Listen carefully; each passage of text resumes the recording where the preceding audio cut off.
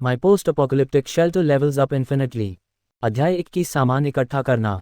Crossbow पूरा हुआ। उसे जो चीज़ें खरीदनी थी उनमें सबसे पहले सूमो के दिमाग में कपड़ा आया।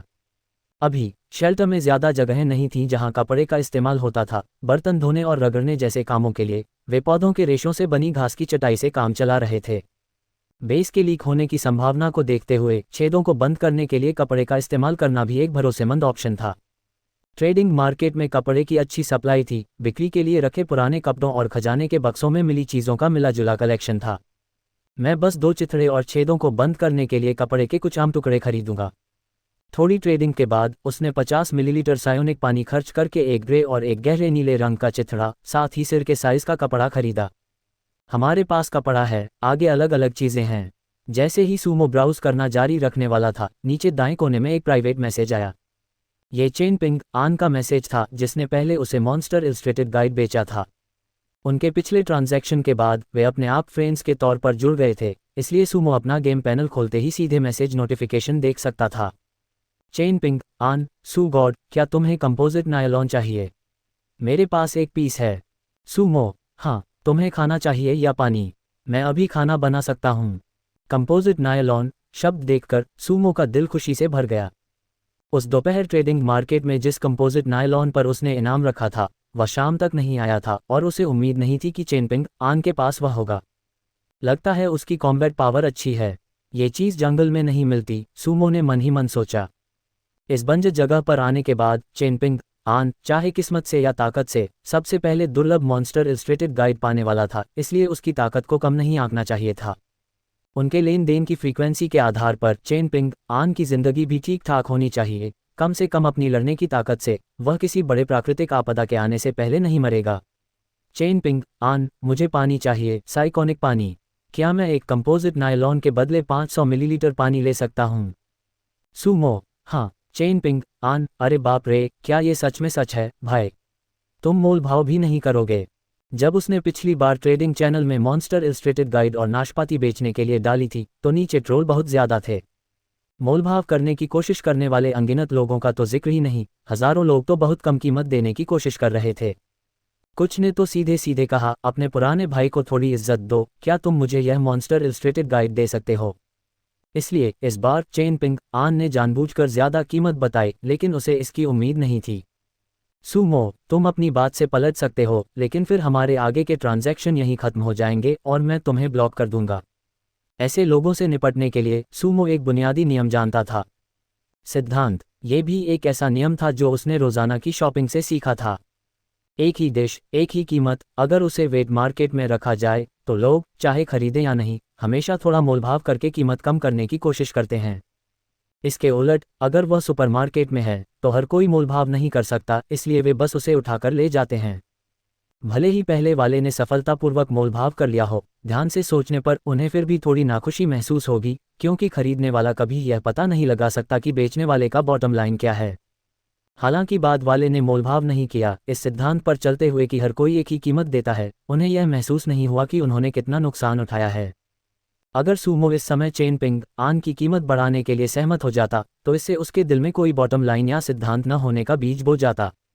बाद के लेन देन शायद उतने आसान न हो जितने वे अब थे। चेनपिंग आन, सू गॉड, ऐसे मत बनो, मैं तो मजाक कर रहा था।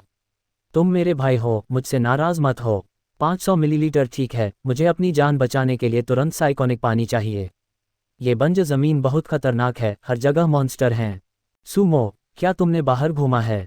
चेनपिंग आन, हाँ, मैंने ज़मीन के ऊपर वाला शेल्टर चुना है, इसलिए मैं मैप पर रिसोर्स ढूंढकर ही जिंदा रह सकता हूँ। इस बंजर ज़मीन के मॉन्स्टर पिछली बार से ज़्यादा खतरनाक हैं। मैं बस यही दुआ कर सकता हूँ कि भविष्य की आपदाओं में कोई बायोलॉजिकल म्यूटेशन न हो, वरना ये सच में इंसानियत के लिए एक बड़ी तबाही होगी। सूमो ने चेनपिंग आन की बातें पढ़ी तो उसे थोड़ी हैरानी हुई। चेनपिंग आन से बाहर के माहौल के बारे में पूछने की इच्छा को दबाकर सूमो ने एक ट्रेड लगाया और सेलर के तौर पर चेनपिंग आन का नाम बताया। बातचीत के बाद 500 मिलीलीटर सायोनिक पानी के बदले एक दुर्लभ कंपोजिट नायलॉन का टुकड़ा मिल गया। ट्रांजैक्शन के थोड़े समय में ही पानी की कीमत लगातार गिरती रही। खाने की चीज़ों की कीमत भी लगातार गिर रही थी, जबकि इसके उलट मिनरल्स, जो आमतौर पर सस्ते होते थे, धीरे धीरे महंगे हो रहे थे। बाजार के उतार चढ़ाव ऐसे लग रहे थे जैसे कोई अनदेखा हाथ हो जो इस बंजर जमीन के रहने वालों की किस्मत को कंट्रोल कर रहा हो। सूमो चुप था, वह पहले ही इस बदलाव की वजह समझ गया था, लेकिन इस समय उसके मुंह का स्वाद कड़वा था, तो वह इस कड़वी सच्चाई को शांति से कैसे बता सकता था। ऐसा नहीं था कि बंजर जमीन पर आए लोगों के पास अब पानी की कमी नहीं थी, न ही खाने की कमी थी। असली वजह ये थी, जो लोग शुरुआती दौर में जिंदा नहीं रह पाए, जिनके पास जंगल में लगातार पानी और खाना पाने का कोई जरिया नहीं था, वे पहले ही मर चुके थे। अब कयामत के चौथे दिन की शाम थी। 4 दिनों के बाद जो लोग पानी नहीं पा सके थे, वे इस बंजर जमीन पर हमेशा के लिए सो गए थे। सूमो लोगों की सही संख्या का अंदाजा नहीं लगा सकता था। वह सिर्फ मौजूदा बाजार कीमतों से इंसानियत की किस्मत, इस समुदाय की किस्मत का अंदाजा लगा सकता था। ट्रेडिंग चैनल में बाजार की कीमतों में बढ़ते हुए उतार चढ़ाव को देखकर सूमो के पास खुद एक्शन लेने और सामान इकट्ठा करना शुरू करने के अलावा कोई चारा नहीं था। ये सामान इकट्ठा करना अभी भी मुख्य रूप से बेस डेवलपमेंट के लिए था। जितना हो सके उतना लोहा और तांबा इकट्ठा करने की कोशिश कर रहा था, क्योंकि ये चीज़ें बहुत ज़्यादा मिल रही थीं। ओरियो, जाओ दरवाजे की रखवाली करो, मैं खाना बनाने जा रहा हूँ। उस बेवकूफ़ कुत्ते को आवाज़ लगाए। ओरियो ने बात मानी, हाँफते हुए दरवाजे की तरफ भागा और आज्ञाकारी होकर बैठ गया। पत्थर का दरवाज़ा गंध को नहीं रोक सकता था। इस माहौल में ओरियो का रोल किसी मॉन्स्टर इलस्ट्रेटेड गाइड से कम कीमती नहीं था। लोहे के बर्तन को कपड़े से ध्यान से साफ करके सूमो ने बर्तन में 600 मिलीलीटर पानी डाला, फिर सुबह की रेसिपी के हिसाब से बड़ा खमीरी ब्रेड डालना जारी रखा। जैसे जैसे गर्मी बढ़ी, पानी उबलने लगा। फिर उसने कुछ मसाले और सब्जियों के पैकेट डाले। ब्रेड सूप के 2 गर्मागर्म कटोरे तैयार थे। रात के खाने के बाद बंजर जमीन का आसमान पूरी तरह से अंधेरा हो गया था और पूरे जंगल में सिर्फ शेल्टर से हल्की गर्मी बची थी। रात के खाने से पहले उसने जो लोहे और तांबे के ब्लॉक बेचने के लिए रखे थे, वे ज़्यादातर बिक चुके थे। गुड लक, ज़्यादातर लोग अभी तक सूमो के स्टेज तक नहीं पहुंचे थे और उन्हें बेसिक रिसोर्स जमा करने की अहमियत का एहसास नहीं हुआ था। बदकिस्मती से किसी ने भी आम नायलॉन बेचना नहीं चुना। जैसे ही सूमो ने सोचा कि उसे आज कोई आम नायलॉन नहीं मिलेगा, ट्रेडिंग चैनल में लिस्ट किया गया 100 मिलीलीटर तुरंत 2 बार खरीदा गया, सफलतापूर्वक बिक गया और उसे नायलॉन के 2 टुकड़े मिले। इसके साथ हंटिंग कंपाउंड क्रॉसबो के लिए ज़रूरी सामान पूरा हो गया। मैंने उन्हें इकट्ठा कर लिया है। सूमो अपने दिल में खुश हुआ और क्राफ्टिंग पेज खोला। इस समय क्राफ्टिंग पेज के हथियार सेक्शन में हंटिंग कंपाउंड क्रॉसबो का ब्लूप्रिंट पहले से ही जल रहा था और उसके बगल में हथौड़े का निशान बता रहा था कि इसे क्राफ्ट किया जा सकता है। उसने मन ही मन ब्लूप्रिंट पर क्लिक किया। उसने हंटिंग कंपाउंड क्रॉसबो और 5 मैचिंग क्रॉसबो बोल्ट बनाने का फैसला किया। क्राफ्टिंग कंफर्म करें। छोटे हथौड़े ब्लूप्रिंट से टकराए और उसकी इन्वेंटरी में मौजूद सामान धीरे धीरे गायब हो गया। लोहे के ब्लॉक पिघले हुए लोहे में बदल गए और क्रॉसबो का आकार लेने लगे, जबकि तांबे के ब्लॉक जमीन से ऊपर उठे और स्टैंडर्ड चौकोर आकार से बदलने और ढलने लगे। नायलॉन के 2 टुकड़ों को कसकर खींचा गया और कंपोजिट नायलॉन को क्रॉसबो फ्रेम पर कसते हुए आगे पीछे खींचा गया। रिकॉर्ड, आपने लकड़ी 10, लोहे का ब्लॉक 9, तांबे का ब्लॉक 4, नायलॉन 2, कंपोजिट नायलॉन 1 खो दिया। रिकॉर्ड, आपको हंटिंग कंपाउंड क्रॉसबो मिला। रिकॉर्ड, आपको क्रॉसबो बोल्ट तारांकन 5 मिला। प्रोग्रेस बार पूरा होते हुए देख रहा हूँ। अचानक उसकी इन्वेंट्री में एक क्रॉसबो दिखाई दिया, जिसे देखने से ही एक ठंडी चमक निकल रही थी। एक विचार के साथ एक क्रॉसबो जो बहुत ही कुशलता से बनाया गया लग रहा था और ऐसा लग रहा था जैसे कुदरती तौर पर बना हो, सूमो के दाहिने हाथ में दिखाई दिया, जबकि 5 बिल्कुल एक जैसे क्रॉसबो बोल्ट, जैसे किसी सांचे से कॉपी किए गए हों, जमीन पर दिखाई दिए। हे भगवान, हालांकि यह बनावट आसान है, लेकिन इसकी सटीकता बिल्कुल भी खराब नहीं है ना? क्रॉसबो के स्ट्रक्चर को ध्यान से देखने के बाद सूमो हैरान रह गया। धरती पर क्रॉसबो स्टैंडर्ड कंट्रोल्ड हथियार हैं, आम लोगों को उन्हें संभालने का मौका बहुत कम मिलता है। पिछली जिंदगी में एक क्लाइंट ने उसे मनोरंजन के लिए ले लिया था, इसलिए वह कभी कभी शूटिंग रेंज गया था और एक मॉडर्न क्रॉसबो संभाला था। ब्लूप्रिंट से बने क्रॉसबो में अब पीले, सिल्वर और काले रंग की 3 टोन कलर स्कीम थी, जिससे एक ठंडा रहस्य महसूस हो रहा था। पीतल से पॉलिश की हुई 2 छोटी डिस्क क्रॉसबो के दोनों तरफ लटकी हुई थीं, जो नायलॉन स्ट्रिंग को तना हुआ रखने के लिए जिम्मेदार थीं। बीच में एक आसान रिलीज मैकेनिज्म बोल्ट को लॉन्च करने के लिए जिम्मेदार था। सूमो ने इसे टेस्ट किया और पाया कि यह एक बार में ठीक 5 बोल्ट पकड़ सकता है। हालांकि क्रॉसबो तेजी से फायर नहीं कर सकता था, हर शॉट के बाद रिकॉकिंग की ज़रूरत होती थी। मशीनरी स्टोरेज कैपेसिटी फिर भी एक सुखद सरप्राइज थी। क्रॉसबो को असेंबल करने के बाद सूमो ने उसे स्ट्रिंग करने के लिए कॉकिंग डिवाइस का इस्तेमाल करना शुरू कर दिया। पहला बोल्ट फायरिंग चैम्बर में आसानी से चला गया। अपनी एक्साइटमेंट को रोकते हुए सूमो ने अपनी इन्वेंट्री से लकड़ी का एक टुकड़ा निकाला, उससे लकड़ी का बोर्ड बनाया और उसे शेल्टर के एक कोने में रख दिया। उसने बोर्ड पर निशाना लगाया और ट्रिगर दबा दिया। झपट्टा! एक छोटी पुलिस पिस्टल जितनी तेज रफ्तार से बोल्ट ने एक पल में लकड़ी को भेद दिया। अरे वाह, जैसा कि सीधे आकार में ढाली गई चीज से उम्मीद थी, यह पावर थोड़ी पागलपन वाली है। अभी भी हिलते हुए बोल्ट को देखकर सूमो तेजी से जमीन पर पड़े लकड़ी के बोर्ड की ओर चला गया। उसने 6 सेंटीमीटर मोटे बोल्ट को पलटा। मजबूत बोल्ट बैरियर को भेद चुका था, जिसका आधा हिस्सा आगे से और आधा पीछे से बाहर निकला हुआ था। हालांकि यह पावर सिविलाइज्ड ज़माने की बड़ी ऑर्डिनेंस कंपनियों द्वारा बनाए गए हाई प्रिसिशन क्रॉसबो का मुकाबला नहीं कर सकती थी, लेकिन यह निश्चित रूप से बुरा नहीं था। अगर पहले वाले गिरगिट को इस तरह चोट लगती तो शायद वह वहीं मर जाता। चलो फिर से कोशिश करते हैं। अचानक इतना खतरनाक हथियार मिलने पर सूमो का दिल खुशी से जोरों से धड़कने लगा। हालांकि वह जानता था कि क्रॉसबो भले ही ताकतवर था, लेकिन वह ताकत लगातार एक्यूरेसी पर निर्भर करती थी। अभी अभी सूमो ने 1 बाय 1 मीटर के बोर्ड के सेंटर पर निशाना लगाया था, लेकिन जब उसने फायर किया तो उसका हाथ कांप गया और बोल्ट ऊपरी दाएं कोने पर लगा और लगभग पूरी तरह से चूक गया। सिर्फ 10 मीटर की दूरी पर इतना बड़ा फर्क आ सकता था। 50 या 100 मीटर पर सटीकता की तो बात ही छोड़ दो। सटीकता से लेकर पावर, ट्रैजेक्टरी और शूटिंग के एहसास तक, स्ट्रिंग को कैसे कॉक करना है, सूमो ने धीरे धीरे फायर करना और एक्सपेरिमेंट करना शुरू किया। क्रॉसबो बोल्ट इस्तेमाल होने वाली चीज़ें नहीं थीं। लकड़ी में मारा गया एक बोल्ट बेसिकली रिकवर किया जा सकता था और 5 से ज़्यादा बार इस्तेमाल किया जा सकता था। कई बार इस्तेमाल करने के बाद ही बोल्ट थोड़ा डिफॉर्म होना शुरू होता था। इसके अलावा 5 बोल्ट की कीमत सिर्फ 2 यूनिट लकड़ी और 1 यूनिट लोहा थी। वह इसे आसानी से खरीद सकता था। स्विश स्विश स्विश, एक के बाद एक शॉट के साथ उसने अपने हाथ के एंगल और अपने निशाने की सटीकता का अध्ययन किया और अंदाज़ा लगाया। सूमो की दक्षता बहुत बढ़ गई। धरती पर एक शूटिंग क्लब में इस तरह की महंगी ट्रेनिंग में हज़ारों डॉलर खर्च होते, लेकिन इस सर्वनाश में वह बिना किसी रोक टोक के रिसोर्स बर्बाद कर सकता था। हर शॉट के साथ सूमो ने स्पीड या बेरहमी के लिए कोशिश नहीं की, सिर्फ सटीकता के लिए। 20-30 बार सोचने के बाद सूमो ने अपना ध्यान स्ट्रिंग को कॉक करने के मुश्किल काम पर लगाया। क्रॉसबो को कॉक करना हमेशा से एक बड़ी समस्या रही है, खासकर उसके हाथों में इस रैपिड कॉक करने वाले कंपाउंड क्रॉसबो के लिए। सबसे शुरुआती क्रॉसबो से लेकर जो स्टिरअप स्टाइल कॉकिंग का इस्तेमाल करते थे, सभी क्रॉसबो के शौकीन स्ट्रिंग को कॉक करने के आसान तरीके खोजने की कोशिश में लगे रहे हैं। बाद में हैंड क्रैंक गियर, पुली और खास कॉकिंग डिवाइस आए। कॉक करने की एफिशिएंसी और भी ज़्यादा होती गई। लगातार 30 या 40 बार स्ट्रिंग को कॉक करने के बाद सूमो को अपने हाथ सुन्न और कमज़ोर महसूस हुए और उसने अपनी मौजूदा लिमिट स्पीड भी मापी। पहले 3 शॉट के लिए वह 1 मिनट के अंदर कॉक करने, निशाना लगाने और फायर करने के एक्शन पूरे कर सकता था।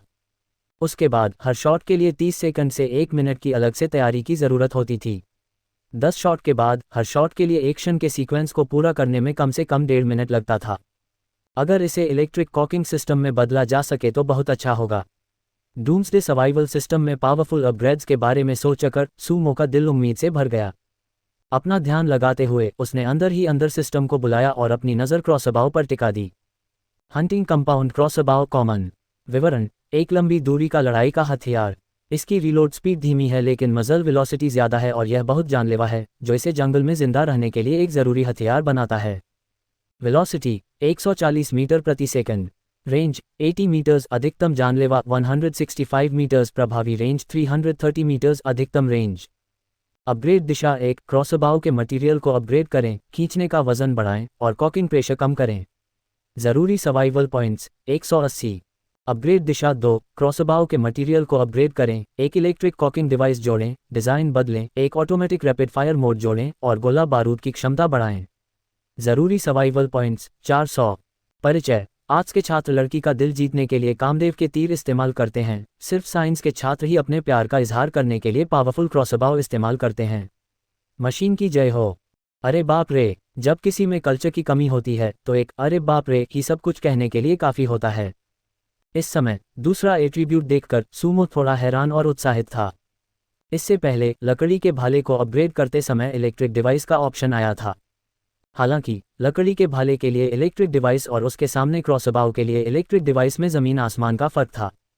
इलेक्ट्रिक डिवाइस जुड़ने से क्रॉसबाव का फायरिंग का तरीका पूरी तरह से बदल जाएगा। यह न सिर्फ तेज़ी से फायर कर सकता था, बल्कि यह स्ट्रिंग को भी इलेक्ट्रिकली कॉक कर सकता था। जब तक काफ़ी बोल्ट होते, सूमो को भरोसा था कि वह एक सिंगल क्रॉसबाउ को गैटलिंग गन जैसा महसूस करा सकता है। और इस अपग्रेड में सिर्फ 400 पॉइंट्स लगेंगे। अपनी मौजूदा तरक्की के हिसाब से अगर वह लगभग 10 दिन जिंदा रह पाता तो वह लगभग इतने पॉइंट्स जमा कर लेता। तब तक उसकी लड़ने की ताकत बहुत बढ़ जाएगी। ये दुख की बात है कि इसे अभी भी बिजली चाहिए। जब तक मैं बिजली पैदा नहीं कर सकता या इसे बदलने वाला कोई डिवाइस नहीं ढूंढ लेता तब तक ये चीज़ सिर्फ कबाड़ है। उसने एक लंबी सांस ली। सूमो को एक बार फिर बिजली बहाल करने की असली अहमियत महसूस हुई। सभ्य युग में टेक्नोलॉजी इतनी तेजी से आगे बढ़ने का सबसे बड़ा कारण बिजली का आविष्कार था। बिजली ने हर आम नागरिक को टेक्नोलॉजी का असली आकर्षण महसूस कराया। लेकिन साथ ही बिजली के बिना, सूमो को गहरी सोच में देखकर ओरियो दौड़कर आए, अपना सिर ऐसे हिला रही थी जैसे कह रही हो, कोई भी समस्या हो तो मुझ पर छोड़ दो। ओरियो, मैं तुम्हें अभी मेरे लिए बिजली पैदा करने का हुक्म देता हूँ, ये तुम्हारे मालिक का काम है। सूमो हंसा, ओरियो को अपने पास बुलाया और उसे अपनी बाहों में लेकर जोर से उसका सिर सहलाया। बेचारी ओरियो अभी तक नहीं समझ पाई थी कि बिजली क्या होती है, लेकिन ये सुनकर कि यह उसके मालिक का काम है, उसकी आंखों में समझ की एक चमक आए। एक ऐसे एंगल से जहां से सूमो नहीं देख सकता था, ओरियो कुछ सोच रही थी। जब तक सूमो ने सिर घुमाकर देखा, ओरियो की थोड़ी साफ नज़रें फिर से धुंधली हो गई थीं। प्लेयर के 1 किलोमीटर के दायरे में कोई म्यूटेंट जानवर नहीं मिला। आज का इस्तेमाल 0/3 दिन का अपना आखिरी मौका इस्तेमाल करने और आसपास कोई म्यूटेंट जानवर न मिलने पर सूमो एक मशाल लेकर बाहर निकला।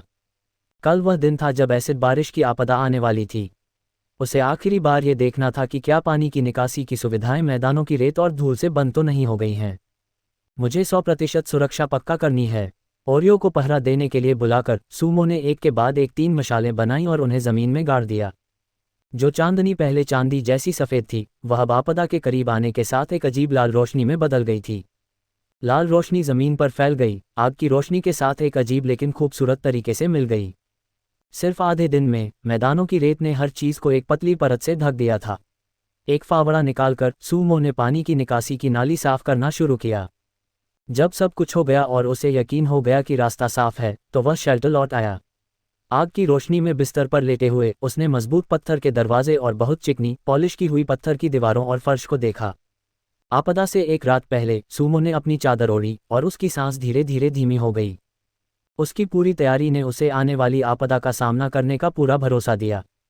हालांकि गहरी रात में जहां तापमान पहले ही गिरने लगा था, अनगिनत दूसरे लोग अभी भी मशालें लेकर जमीन पर भाग रहे थे, आपदा से बचाव के उपाय करने के लिए थोड़ा और समय मांग रहे थे। सिर्फ कुछ ही लोग अपने शेल्टर में उलझे हुए भावों के साथ बैठे थे, आपदा के आने का इंतजार कर रहे थे।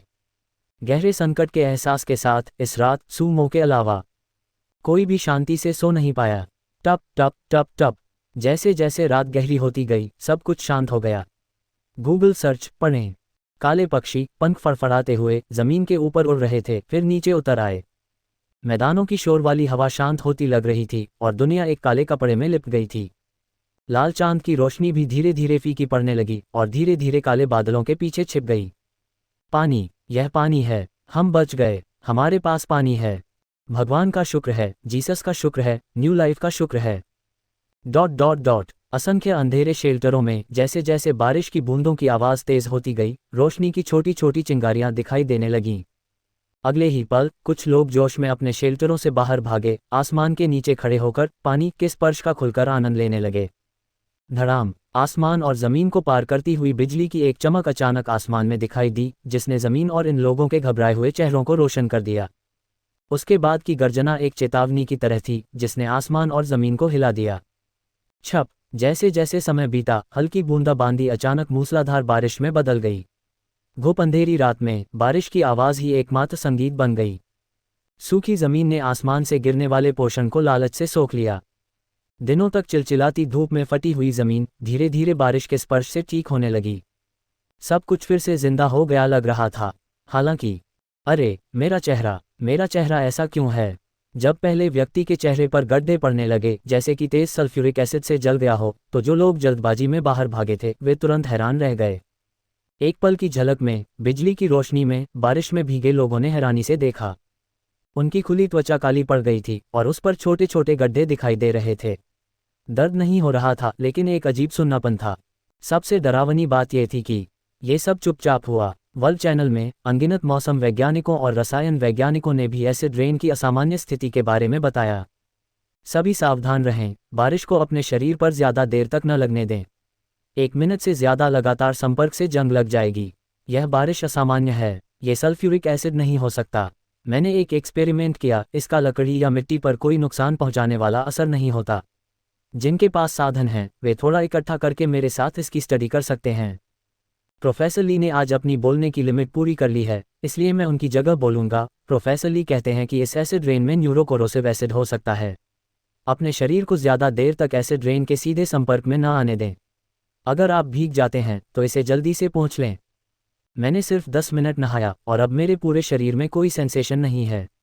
प्लीज़ मुझे बचाओ, मैं मरना नहीं चाहता। माँ, मुझे घर जाना है, मुझे पानी पीना है, मुझे यहाँ नहीं रहना है, प्लीज़ मुझे बचाओ। मेरे पेट में बहुत दर्द हो रहा है, मैंने बस थोड़ा सा बारिश का पानी पिया था, मुझे बहुत दर्द हो रहा है। वर्ल्ड चैनल पर ज़्यादा से ज़्यादा सुन्न कर देने वाले बयान आने लगे, जो अपने साथ कयामत जैसी खामोशी और घबराहट ला रहे थे।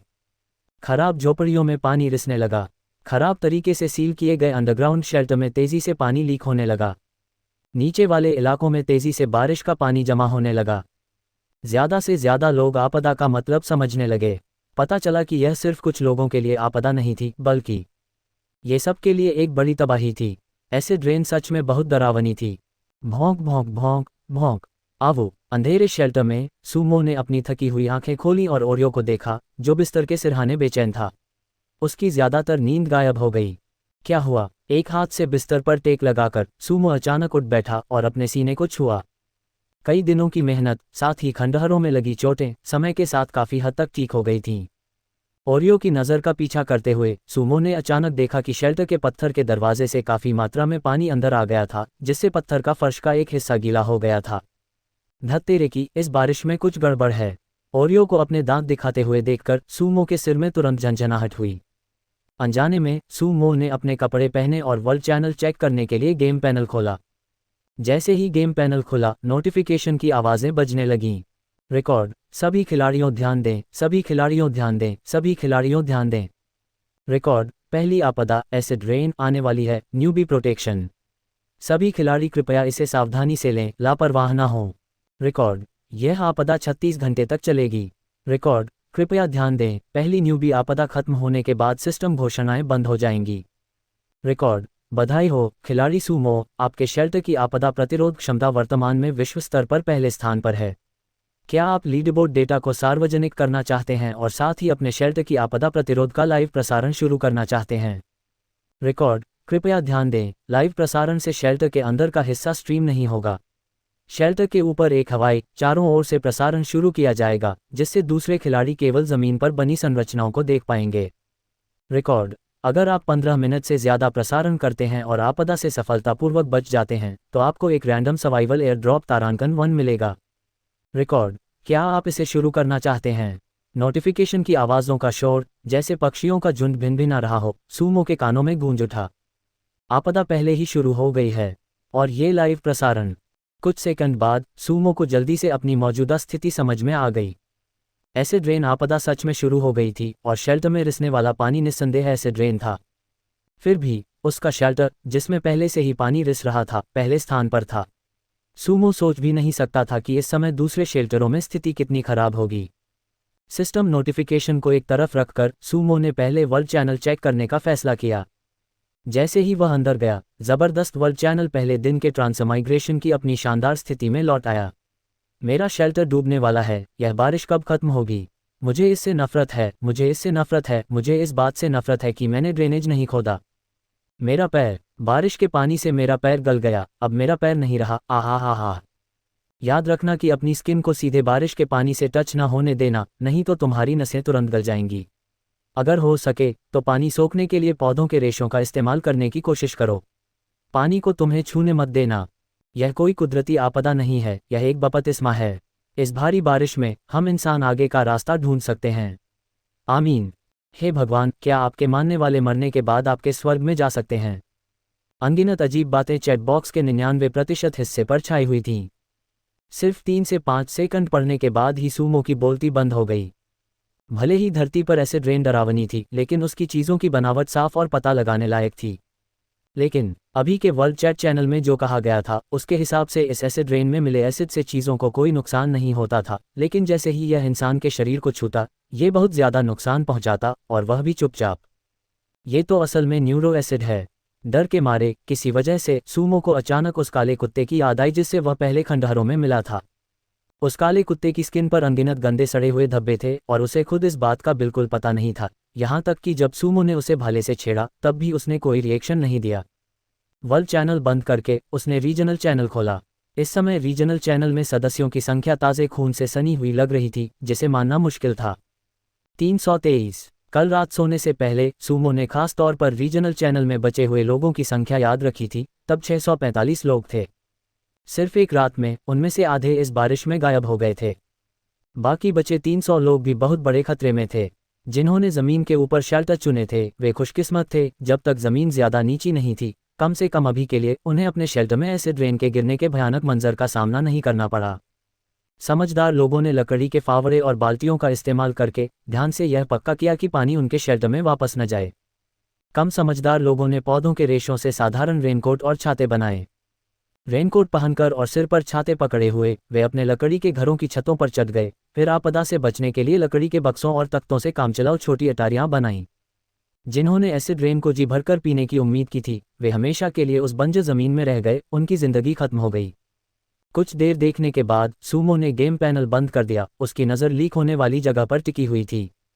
अगर बाहर की बारिश सच में इतनी डरावनी थी तो उसके शेल्टर का पहले नंबर पर होना बिल्कुल सही था। एक अंडरग्राउंड शेल्टर होने के नाते इस समय ज़मीन के नीचे एक भी गड्ढा नहीं था। पत्थर के दरवाजे की अच्छी सीलिंग की वजह से आपदा की पहली लहर से बचने की बहुत ज़्यादा संभावना थी। ओरियो, उस पानी को मत छूना। लीक पर दांत दिखा रहे ओरियो को दूर हटने के लिए कहने के बाद सूमो ने आपदा से पहले जमा किए हुए कपड़े के टुकड़े निकाले और बारिश से बचाव के तरीकों पर रिसर्च करना शुरू कर दिया। ज़्यादातर लोगों ने सामान इकट्ठा करते समय कपड़े के टुकड़ों का इस्तेमाल करने के बारे में नहीं सोचा था, जो ज़्यादा सोखने वाले होते हैं, इसलिए इस समय वे सिर्फ घटिया पौधों के रेशों का ही इस्तेमाल कर सकते थे। कैबिनेट के एक कोने में कपड़े के कुछ टुकड़े ढूंढकर और उन्हें गिनकर सूमो को बहुत ज़्यादा राहत महसूस हुई। ये काफ़ी होना चाहिए। एक मशाल जलाकर सूमो सावधानी से पत्थर के दरवाजे के पास गया ताकि यह पता लगा सके कि पानी असल में कहाँ से रिस रहा है। कुछ देर देखने के बाद सूमो को आराम मिला। पानी पत्थर के दरवाजे के निचले दाहिने किनारे से रिस रहा था। शायद ऊबड़ खाबड़ जमीन की वजह से शेल्टर बाईं ओर थोड़ा ऊंचा और दाहिनी ओर थोड़ा नीचा था। इस वजह से एसिड रेन दाहिनी ओर के निचले गैप से रिस रही थी, और ऊबड़ खाबड़ होने की वजह से बाईं ओर ठीक था और पानी नहीं रिस रहा था। नहीं तो अगर दोनों तरफ से पानी रिसता तो यह मुश्किल हो जाता। अगर ऐसा है तो यह ज़्यादा गंभीर नहीं है। लीक हो रही जगह को देखते हुए जहां से पानी धीरे धीरे अंदर आ रहा था, सूमो के मन में एक ज़बरदस्त आइडिया आया। अगर इस एसिड रेन को इकट्ठा किया जाए तो क्या यह एक तरह का जहर नहीं होगा, और वह भी बहुत असरदार। जब दूसरे लोग इस आपदा से बचने की कोशिश कर रहे थे तो सूमो अपने शानदार शेल्टर में काफ़ी समझदार बन गया था। वह जितना ज़्यादा इसके बारे में सोचता, सूमो को उतना ही लगता कि यह मुमकिन है, और उसने जोश में कहा, क्योंकि यह एसिड रेन इंसान के शरीर को छोड़कर किसी और चीज़ को खराब नहीं करती, तो मैं एक गाइड रेल बनाकर रिस रहे एसिड रेन को पानी की टंकी में इकट्ठा कर सकता हूँ। कहते ही सूमो ने कपड़े के टुकड़े फैलाए और उन्हें ध्यान से गड्ढों में रख दिया। जमीन पर पानी को सूखे कपड़े के टुकड़ों में तेजी से सोखते हुए देखकर सूमो का दिल, जो हवा में लटका हुआ था, आखिरकार शांत हो गया। ओरियो, जो पास में बेचैनी से घूम रहा था, उसे भी लगा कि खतरा टल रहा है, और उसके दांत दिखाने वाले चेहरे के हाव भाव शांत हो गए। जब कपड़ा पानी सोख रहा था तो सूमो ने कल मिले सर्वाइवल पॉइंट्स चेक करना शुरू किया। कयामत का कैलेंडर, 5 जनवरी। आप आपदा की पहली रात सुरक्षित बच गए और आपदा से आपको कोई नुकसान नहीं हुआ। सर्वाइवल पॉइंट्स जोड़ 5। आपकी लगातार ट्रेनिंग से आपकी लड़ने की ताकत थोड़ी बढ़ गई है। सर्वाइवल पॉइंट्स जोड़ 2।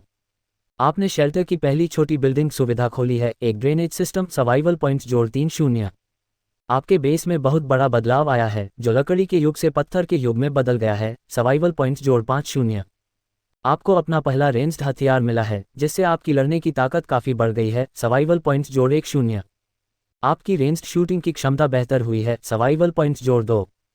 होस्ट के सर्वाइवल माहौल को स्कैन किया जा रहा है। सर्वाइवल पॉइंट का मूल्यांकन चल रहा है। आज 52 सर्वाइवल पॉइंट्स मिले। आखिरी हिसाब, सर्वाइवल पॉइंट्स जोड़ 151। बचे हुए सर्वाइवल पॉइंट्स 153। 153 survival points. कुल संख्या देखकर सूमो थोड़ा हैरान हुआ। कल शेल्टर को अपग्रेड करने में उसके लगभग सारे सर्वाइवल पॉइंट्स खत्म हो गए थे, सिर्फ 2 बचे थे, जिससे उसकी सुरक्षा की भावना बहुत कम हो गई थी। अप्रत्याशित रूप से ड्रेनेज सिस्टम और पत्थर के शेल्टर की वजह से उसके सर्वाइवल पॉइंट्स एक बार फिर 153 हो गए थे। इस तरह अगर आपदा अचानक बढ़ जाती है तो मुझे डर नहीं लगेगा। शेल्टर की तुलना में सर्वाइवल पॉइंट्स की रिकवरी ने निस्संदेह उसे सुरक्षा की ज्यादा भावना दी। पत्थर की कुर्सी पर बैठकर स्थिर शेल्टर को देखते हुए उसे सुरक्षा का एहसास हुआ और फिर उसका पेट विरोध में गुड़गुड़ाने लगा। तुम्हें भी भूख लगी होगी। अपना पेट सहलाते हुए सूमो मुस्कुराया और ओरियो, जो उसके बगल में था, वह भी समझ गया कि लगभग खाने का समय हो गया है, और उसकी चाल इतनी खुश थी जैसे वह उड़ने वाला हो। रात भर स्टोर किया हुआ सायोनिक पानी निकालकर और सर्वाइवल सिस्टम से उसकी क्वालिटी कंफर्म करने के बाद सूमो ने सारा पानी एक लकड़ी की बाल्टी में डाला और उसे स्टोर कर लिया। एक लकड़ी के बेसिन का इस्तेमाल करके सूमो ने बाल्टी से लगभग 1 एल सायोनिक पानी निकालकर जमीन के बर्तन में डाला और खाना पकाने के लिए आग जलाना शुरू किया। ये वही पुराना ब्रेड सूप था जिसका बेस रिच था, रंग हल्का सफ़ेद था और स्वाद बहुत ही अच्छा था। जबकि दूसरे लोग मुश्किल से जी रहे थे और आपदाओं से बच रहे थे, एक अंडरग्राउंड शेल्टर में एक गर्म कटोरा सूप पीना सच में आरामदायक था। खाने पीने और बर्तन धोने के बाद कपड़े के टुकड़ों ने जमीन पर गिरी ज्यादातर एसिड रेन सोख ली थी, बस थोड़ी सी बची थी। लकड़ी की छड़ी से कपड़े के टुकड़ों को ध्यान से एक तरफ हटाकर सूमो ने टॉर्च उठाई और पानी के आखिरी धब्बों को सुखाकर भाप बना दिया। लगता है ये सिर्फ थोड़ी सी लीकेज है, रात भर में बस इतना ही जमा हुआ। दरवाजे की दरार को देखने के बाद सूमो को शेल्टर की मौजूदा आपदा प्रतिरोध क्षमता के बारे में ज्यादा साफ समझ आया। हालांकि एसिड रेन डरावनी थी, लेकिन सर्वाइवल गेम की आपदा वर्गीकरण में यह एक शुरुआती लेवल की आपदा थी। इसका मतलब था कि जब तक हर कोई अपना दिमाग इस्तेमाल करता और सावधान रहता, पहली आपदा से बचना मुश्किल नहीं था। तथ्यों ने यह भी साबित किया कि जो लोग बचने में कामयाब रहे, वे आमतौर पर अपने तरीकों से एक और दिन गुजारने में कामयाब रहे। स्टोरेज स्पेस का इस्तेमाल करके पानी की टंकी को आसानी से सीढ़ियों के नीचे ले जाने के बाद सूमो ने एसिड रेन इकट्ठा करने के लिए एक गाइड रेल बनाना शुरू किया। 2 यूनिट लोहे को लोहे के किनारे वाली लोहे की प्लेट में बदलने के बाद सूमो ने भान की रस्सी बनाने के लिए 2 यूनिट प्लांट फाइबर निकाले और रेल को सुरक्षित करने के लिए लकड़ी के बक्से का इस्तेमाल किया। दरवाजे की दरार से रिसने वाला सारा बारिश का पानी पत्थर की सीढ़ियों से नीचे फिसलकर आखिर में लोहे की प्लेट पर गिरेगा और पूरा फिसलकर पानी की टंकी में चला जाएगा। मौजूदा एफिशिएंसी से आपदा खत्म होने से पहले लगभग 1 एल बारिश का पानी इकट्ठा करना कोई समस्या नहीं होनी चाहिए। ये सभी आपदा रोकथाम के काम पूरे करने और स्कूप किए हुए पानी से सब्जियों के खेत में पानी देने के बाद सूमो कुर्सी पर बैठ गया और जानकारी इकट्ठा करने लगा। बाहर न जा पाने के कारण लगभग सभी लोग चैट चैनल में इकट्ठा हो गए थे। वर्ल्ड चैनल को छोड़कर, जो पढ़ने के लिए बहुत तेजी से स्क्रॉल हो रहा था, सूमो ने बुरी तरह प्रभावित क्षेत्रीय चैनल पर क्लिक किया। क्षेत्रीय चैनल, जो पहले कुछ हद तक जीवंत रहता था, अब कम आबादी वाला था और ज्यादातर मैसेज छोटी मोटी बातों के बारे में थे। ये मुश्किल दिन कब खत्म होंगे। मेरी स्थिति यहाँ अभी भी अच्छी है, मैंने ऊंची जगह चुनी है, इसलिए यह बुरा नहीं है। लगता है इस आपदा से बचना कोई समस्या नहीं होगी, लेकिन अगली बार। छोटा लियू, जो मेरे बेस के पास था, कल से उससे संपर्क नहीं हो पा रहा है। मुझे नहीं पता क्या हुआ।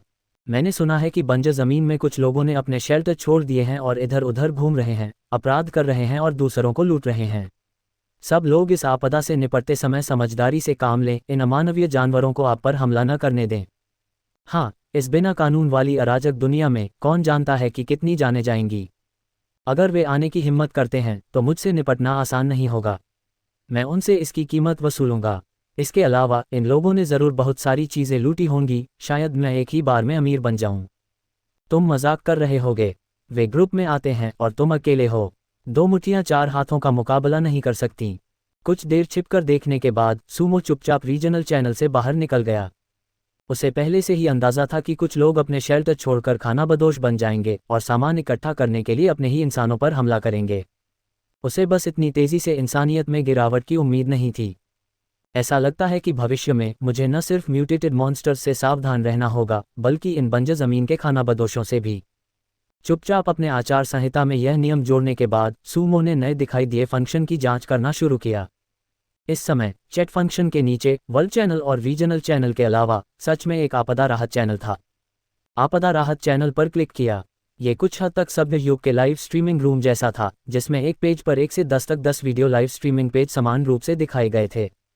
यहाँ तक कि लाइव स्ट्रीम के टाइटल भी अलग अलग थे। ब्रह्मांड का नंबर 1 शेल्टर, गिफ्ट भेजने की ज़रूरत नहीं, बस अंदर आओ और तुम मेरे भाई हो। आज एसिड रेन शेल्टर की लाइव स्ट्रीम, होस्ट खुद शेल्टर डिज़ाइन स्पेसिफिकेशन समझाएगा। हुआक्सिया शेल्टर, मजबूत सदस्यों की भर्ती, पेशेवर स्किल्स वाले किसी भी सदस्य की भर्ती, आसपास के आपदा पीड़ितों की भर्ती, खाना और रहने की जगह देना। टॉप टियर सोच, आक्रामक और रक्षात्मक नजरिए से भविष्य के आपदा रोकथाम ट्रेंड्स का इंतजार। Lone wolf survival guide. Zeus shelter, मजबूत टीम सदस्यों की भर्ती, ज़रूरतें। फिलहाल लाइव स्ट्रीमिंग की सुविधा वाले टॉप 10 शेल्टर में से केवल 4 घरेलू हैं, जो तीसरे, 5वें, 6ठे और 9वें स्थान पर हैं, और 6 विदेशी हैं। ये संख्या देखकर सूमो थोड़ा हैरान रह गया। उसके अंदाजे के मुताबिक अगर 2 घरेलू शेल्टर टॉप 10 में आ जाते तो बहुत अच्छा होता, लेकिन उसे उम्मीद नहीं थी कि अब 4 होंगे। आखिरकार प्रैक्टिकल और लड़ाई की काबिलियत के मामले में विदेशी देश बहुत बड़े और कम आबादी वाले हैं, जिससे ट्रेनिंग के ज़्यादा मौके मिलते हैं। चीन तुलनात्मक रूप से स्थिर है, इसलिए स्वाभाविक रूप से बहुत से लोगों को जंगल में अभ्यास करने का मौका नहीं मिला है। नंबर 1 ज़्यूस शेल्टर की लाइव स्ट्रीम पर क्लिक करने के बाद स्क्रीन अचानक बदल गई। ऐसा लगा जैसे यह एक फुल सिमुलेशन इमर्सिव अनुभव हो। आसमान उदास ग्रे रंग का था और बारिश लगातार पर्दे की तरह गिर रही थी, जो ज़मीन पर सरसराहट की आवाज़ के साथ पड़ रही थी। कैमरे को नीचे की ओर घुमाने पर पहाड़ों की एक लंबी कतार दिखाई दी। यह आसमान के एक छोर से दूसरे छोर तक फैली हुई थी, जो अविश्वसनीय रूप से लुभावनी थी। जैसे ही कैमरा जूम इन हुआ, एक पहाड़ की तलहटी में सूमो ने लकड़ी के घरों का एक समूह देखा जिसका नाम ज़्यूस शेल्टर था। पहाड़ से सटे हुए घर उत्तर दक्षिण दिशा में बने थे, जिनकी संख्या लगभग 20 से 30 थी। बीच के 3 मुख्य घरों को छोड़कर, जो अच्छी तरह से बने हुए और देखने में सुंदर लग रहे थे, बाकी कमरे अस्थायी रूप से जोड़े हुए, टेढ़े मेढ़े और तिरछे लग रहे थे। पहाड़ के इलाके की वजह से एसिड बारिश अपने आप नीचे बह जाती थी, जिससे ज़्यूस शेल्टर को कोई खतरा नहीं था। जिस व्यक्ति ने यह इलाका चुना है वह काफ़ी प्रभावशाली है। इतनी बड़ी इमारतों का कॉम्प्लेक्स देखकर सूमो का दिल बैठ गया। यह इलाका, जो खनन पहाड़ से घिरा था, छोटी मोटी आपदाओं को बिना किसी नुकसान के झेल सकता था, बड़ी आपदाओं की तो बात ही छोड़िए। इसके अलावा पहले से ही दर्जनों लोग इकट्ठा होकर एक लड़ने वाली फोर्स बना चुके थे, जिससे खंडहरों की खोज की दक्षता निश्चित रूप से एक अकेले व्यक्ति की तुलना में बहुत ज़्यादा होगी। ऐसा लग रहा था कि ज़्यूस शेल्टर के मालिक को अपने शेल्टर का स्ट्रक्चर पब्लिक होने से कोई दिक्कत नहीं थी, क्योंकि उन्होंने देखने की सभी परमिशन खोल दी थी। खुद कैमरा कंट्रोल करने की कोशिश करते हुए सूमो ने जूम इन किया। मुख्य घर के बीच में एक गोरा, दाढ़ी वाला आदमी बैठा था, जो लगातार बात कर रहा था। नज़र बदलने के बाद सूमो के सामने का नज़ारा एक स्ट्रीमर के फिक्स्ड कैमरे की तरह स्थिर हो गया। आप सभी का हमारे ज़्यूस शेल्टर में स्वागत है। ये दुनिया का सबसे सुरक्षित शेल्टर है।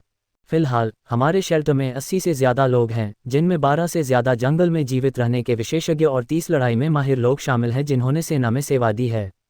हम ज़्यूस शेल्टर में शामिल होने वाले हर सदस्य की व्यक्तिगत सुरक्षा की पूरी गारंटी दे सकते हैं। बेशक हम शेल्टर में आलसी लोगों को सपोर्ट नहीं करते हैं। शामिल होने के लिए आपको निम्नलिखित शर्तें पूरी करनी होंगी। पुरुषों की लंबाई 175 सेंटीमीटर से कम नहीं होनी चाहिए, महिलाओं की लंबाई 168 सेंटीमीटर से कम नहीं होनी चाहिए और वजन स्वस्थ रेंज में होना चाहिए। आपके पास कोई खास स्किल होनी चाहिए। जब तक आप एक बड़े शेल्टर के निर्माण में योगदान दे सकते हैं, हम आपका स्वागत करते हैं। बेशक टेक्निकल लोगों को शिकार टीम की बाहरी गतिविधियों में हिस्सा लेने की ज़रूरत नहीं है, आपको बस शेल्टर में रहना है। दाढ़ी वाला आदमी, जो कम बोलने वाला लग रहा था, उसने हैरानी भरी साफगोई से बात की। गेम पैनल के ट्रांसलेशन की वजह से सूमो को उसे समझने में कोई दिक्कत नहीं हुई। जैसे ही उसने बात की, दाढ़ी वाले आदमी ने खास तौर पर बेस की मौजूदा सुविधाओं को भी दिखाया।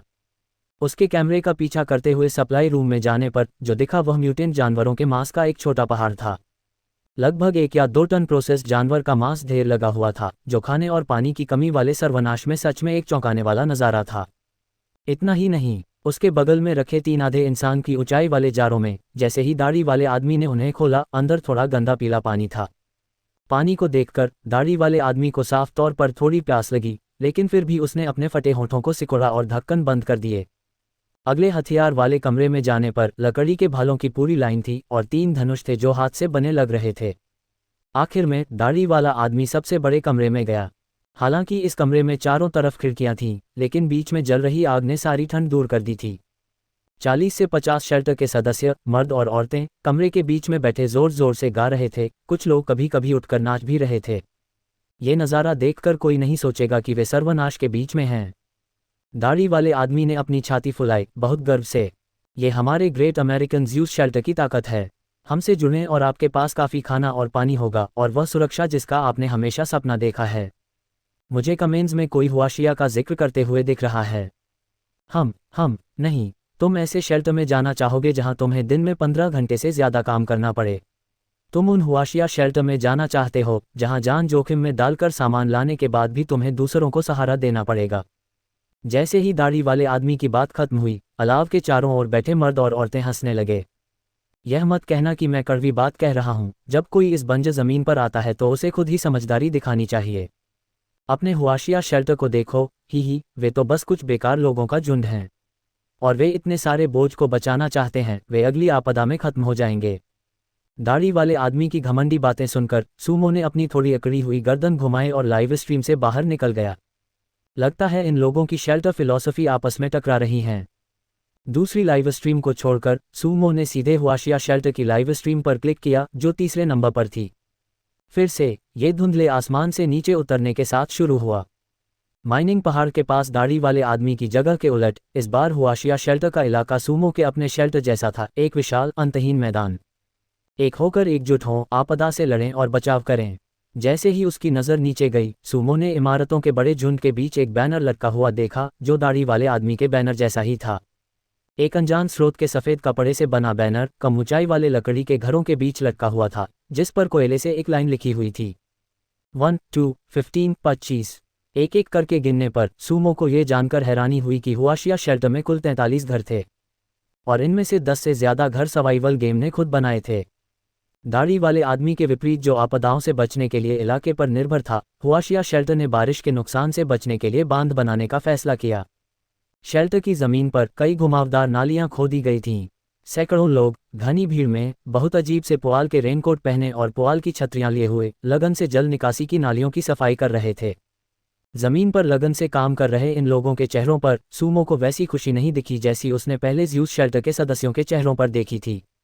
लेकिन सूमो ने एक और तरह का भाव देखा, उम्मीद। हर काम करने वाले व्यक्ति के चेहरे पर उम्मीद थी, जिंदगी की उम्मीद। इस तरह का झटका सिर्फ हुआशिया के लोग ही महसूस कर सकते थे और सिर्फ हुआशिया के लोग ही इस उम्मीद के लिए ज़रूरी जिम्मेदारी की भावना को समझ सकते थे। स्ट्रीमर के नज़रिए से कैमरा पैन हुआ और सबसे बाहरी घरों के पास एक मशाल वाले कमरे में पहुंचा। इस लाइव स्ट्रीम को देख रहे हर हुआशिया व्यक्ति को नमस्कार। ये भूकंप राहत के लिए फ्रंटलाइन कमांड सेंटर है और हम हुआशिया की 13वीं सेना के तहत 79वीं रेजिमेंट का आपदा राहत केंद्र हैं।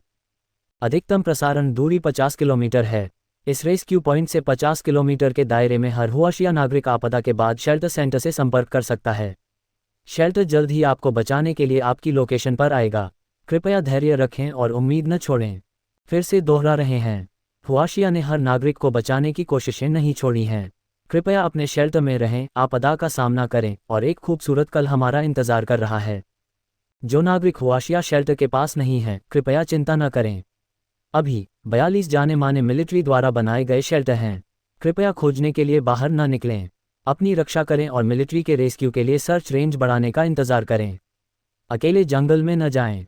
फिर से दोहरा रहे हैं, समझाने वाली काले बालों वाली महिला बूढ़ी नहीं थी और वह इन 4 वाक्यों को बार बार दोहरा रही थी। इतना ज़्यादा बोलने से उसके होंठ फटे हुए और खून बह रहे थे, फिर भी वह पूरी तरह से बेखबर लग रही थी। शेन के भारी मन से सूमो को उस महिला का नाम याद आया और उसने हुआशिया शेल्टर लाइव स्ट्रीम से बाहर निकल गया।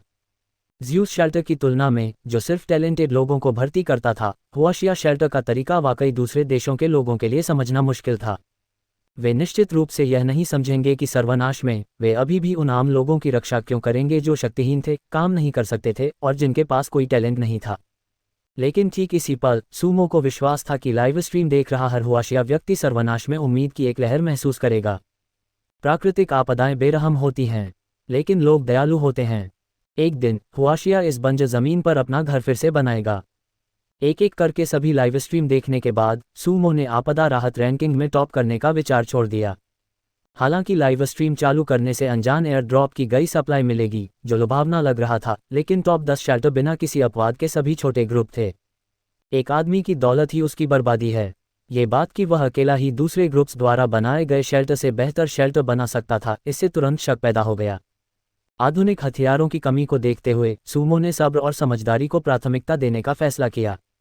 हमेशा मिंग वंश के सम्राट ताइजू की रणनीतिक नीति को ध्यान में रखते हुए ऊंची दीवारें बनाओ, बहुत सारा सामान जमा करो और धीरे धीरे राज करो। उसे पूर्वी हान राजवंश के आखिर के महान सरदार युआनशु की तरह नहीं बनना चाहिए, जिसने शाही मुहर मिलने पर रोज सम्राट बनने का सपना देखा और आखिर में खुद को सम्राट घोषित करने से खुद को रोक नहीं पाया और तुरंत लगभग सभी सरदारों के हमलों का निशाना बन गया, आखिरकार हार गया और मर गया और मजाक का पात्र बन गया। अभी 50 किलोमीटर के दायरे में अपने कोऑर्डिनेट्स दिखाना, अगर कोई नहीं है तो ठीक है, लेकिन अगर कोई है तो खतरा बहुत ज्यादा है। अच्छा नहीं, अच्छा नहीं। बहुत सोचने के बाद और बेवजह की चिंता से बचने के लिए उसने बस लाइव स्ट्रीम इंटरफेस बंद कर दिया। अभी टॉप 10 शेल्टर का निर्माण देखकर सूमो बहुत भावुक हो गया। इस अनजान दुनिया में आने पर उसकी तथाकथित आम आदमी की सोच पूरी तरह से इस बात पर केंद्रित थी कि कैसे जिंदा रहना है, अपने शेल्टर को कैसे अपग्रेड करना है और प्राकृतिक आपदाओं से कैसे बचना है। इस वजह से उसने सबसे ज़रूरी बातों को नज़रअंदाज कर दिया, लड़ने की ताकत बढ़ाना और बाहरी दुनिया को एक्सप्लोर करना। इस आपदा के दौरान टॉप 10 लाइव स्ट्रीम में बिना किसी अपवाद के सभी ने ज़मीन के ऊपर शेल्टर बनाने का विकल्प चुना, मुख्य रूप से लकड़ी के केबिन। सिर्फ 9वें नंबर की lone wolf guide live stream में 7 लोगों की टीम थी। वे सर्वाइवल गेम द्वारा दिए गए शेल्टर में नहीं रुके, इसके बजाय उन्होंने सीधे पहाड़ की तलहटी में जाने का फैसला किया। 5 दिनों तक इन लोगों ने दिन रात खुदाई की और आखिरकार आखिरी दिन उन्होंने एक पहाड़ की गुफा बनाई जो 7 लोगों के रहने के लिए काफ़ी बड़ी थी। बड़े पहाड़ के सहारे ये बहुत स्थिर था। मुझे हैरानी है कि क्या इन लोगों ने गेम द्वारा दिए गए शेल्टर को छोड़ दिया या उन्होंने इसे कभी रिलीज ही नहीं किया। सूमो ने मन ही मन सोचा और यह सोचने लगा कि शेल्टर को कैसे विकसित किया जाना चाहिए। पहले गेम पैनल के संकेतों के आधार पर उसने अनजाने में गेम पैनल द्वारा बनाए गए शेल्टर को ज़्यादा महत्व दिया था। इस वजह से उसका मौजूदा डेवलपमेंट शेल्टर तक ही सीमित रह गया। यह एक अच्छी बात थी, लेकिन कुछ हद तक यह एक बुरी बात भी थी। मैं अकेला हूँ, जबकि उनके पास 7 या 8 लोग हैं, कुछ के पास तो दर्जनों हैं। शुरुआती स्टेज में मैं निश्चित रूप से उनके जितनी तेज़ी से रिसोर्स जमा नहीं कर सकता। उनसे आगे निकलने का एकमात्र तरीका टेक्नोलॉजी ट्री पर चढ़ना है। मैंने कभी नहीं सोचा था कि मैं एक कॉर्पोरेट गुलाम जिसे बचपन से सिर्फ पढ़ाई और चीज़ें याद करनी पड़ती थीं और जो शायद ही कभी अपने दिमाग का इस्तेमाल करता था, एक दिन इतने गंभीर तरीके से बेस बनाने की प्लानिंग शुरू करूँगा। लेकिन मेरे बाल, सूमो हंसा, खुद का मजाक उड़ाते हुए। बिना सोचे समझे रिसोर्स जमा करने और शप ए की मात्रा आधा लटे को अपग्रेड करने से वह सिर्फ एक मजबूत कब्र बन जाएगा। जब अपग्रेड की स्पीड आपदा की गंभीरता से मैच नहीं कर पाएगी तो वह सिर्फ सरेंडर ही कर पाएगा। खंडहरों में अच्छी चीज़ों के लिए कॉम्बैट पावर चाहिए, जंगल को एक्सप्लोर करने के लिए कॉम्बैट पावर चाहिए। बेहतर इक्विपमेंट और हथियारों के बिना ये बिल्कुल नामुमकिन है। सबसे ज़रूरी काम बिजली डेवलप करने का तरीका खोजना है। मेरे पास एक फ़ायदा है और मुझे उसका इस्तेमाल करना चाहिए। सूमो की आंखें गहरी थीं, मैं इसे एक एक कदम करके ही कर सकता हूँ। बाहर तेज़ बारिश अभी भी हो रही थी।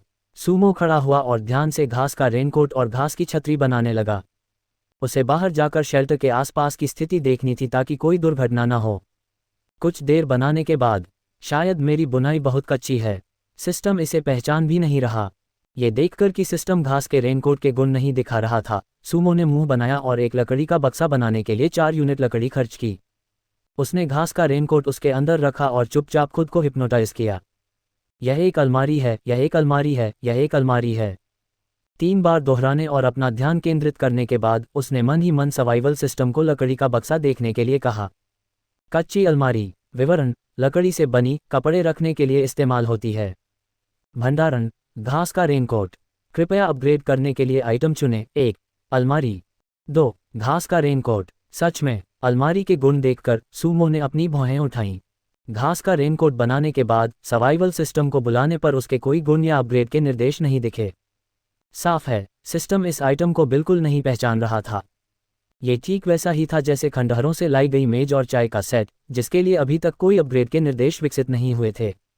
अलमारी बनाने और आइटम अंदर रखने के बाद आखिरकार अपग्रेड के विकल्प दिखाई दिए। मैं 2 चुनता हूँ, उसने चुपचाप दोहराया और जब उसने दोबारा देखा तो घास के रेनकोट के गुण पहले ही दिख रहे थे। घास का रेनकोट। विवरण: पौधों के रेशों से बना रेनकोट जिसमें बारिश से कम सुरक्षा मिलती है। अपग्रेड दिशा 1: सामग्री बदलें, स्टाइल बदलें, ज़्यादा आराम के साथ, सर्वाइवल पॉइंट्स 25 चाहिए। अपग्रेड दिशा 2: सामग्री बदलें, इलेक्ट्रिक सहायता जोड़ें, ज़्यादा मजबूत प्रभाव प्रतिरोध, विकिरण प्रतिरोध, जंग प्रतिरोध के साथ, सर्वाइवल पॉइंट्स 300 चाहिए। परिचय: एक बूढ़ा आदमी पुआल के लबादे में ठंडी नदी की बर्फ में अकेला मछली पकड़ रहा है। ये दो दिशाएं क्यों? सूमो ने माथे पर बल डाले। अगर उसे बाहर जाना था तो उसे निश्चित रूप से बेहतर वाटरप्रूफिंग चाहिए थी।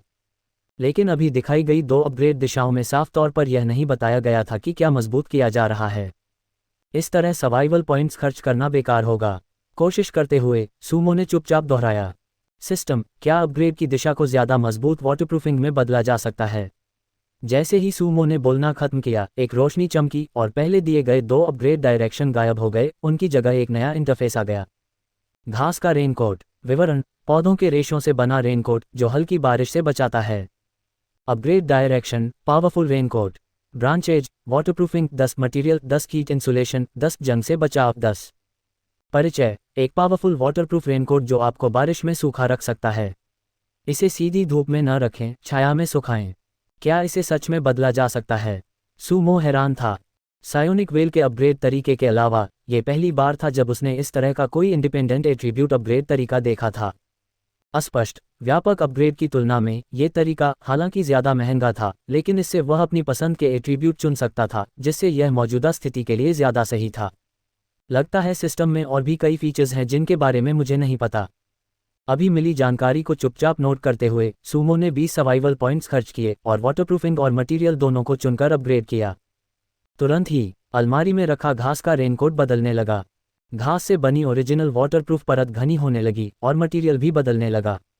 ये धीरे धीरे घास से बदलकर सभ्य युग के वाटरप्रूफ कपड़े जैसा मटेरियल बन गया। इसका रंग भी शुरुआती पीले हरे से बदलकर काले और सफ़ेद का मिश्रण हो गया। अपग्रेड पूरा होने के बाद सूमो ने पावरफुल रेनकोट निकाला और उसे ध्यान से देखा। जैसा कि सिस्टम द्वारा अपग्रेड किए गए रेनकोट से उम्मीद थी, ये कारीगरी मशीनरी के बिना बिल्कुल असंभव है। वाटरप्रूफिंग के लिए सटीकता की ज़रूरत होती है। रेनकोट पहनने के बाद सूमो ने पाया कि पावरफुल रेनकोट पुलोवर स्टाइल का था, जो उसके पूरे शरीर को हाथों और पैरों सहित कवर करता था, जिससे छाते की ज़रूरत खत्म हो गई थी। सिर से पैर तक रेनकोट ऐसा फिट था जैसे कस्टम मेड हो। चेहरे पर सांस लेने के लिए छोटे छोटे छेद थे जिन पर पानी को रोकने वाली परत चढ़ी हुई थी ताकि पानी के अणु अंदर न जा सकें। खिलाड़ी की लोकेशन के 1000 मीटर के दायरे में कोई म्यूटेटेड जानवर नहीं पाया गया। आज का इस्तेमाल 2/3 ओरियो को बेस के अंदर रहने के लिए कहकर सूमो ने मुख्य दरवाज़ा खोला, बोल्ट ऊपर किया और बाहर कदम रखा।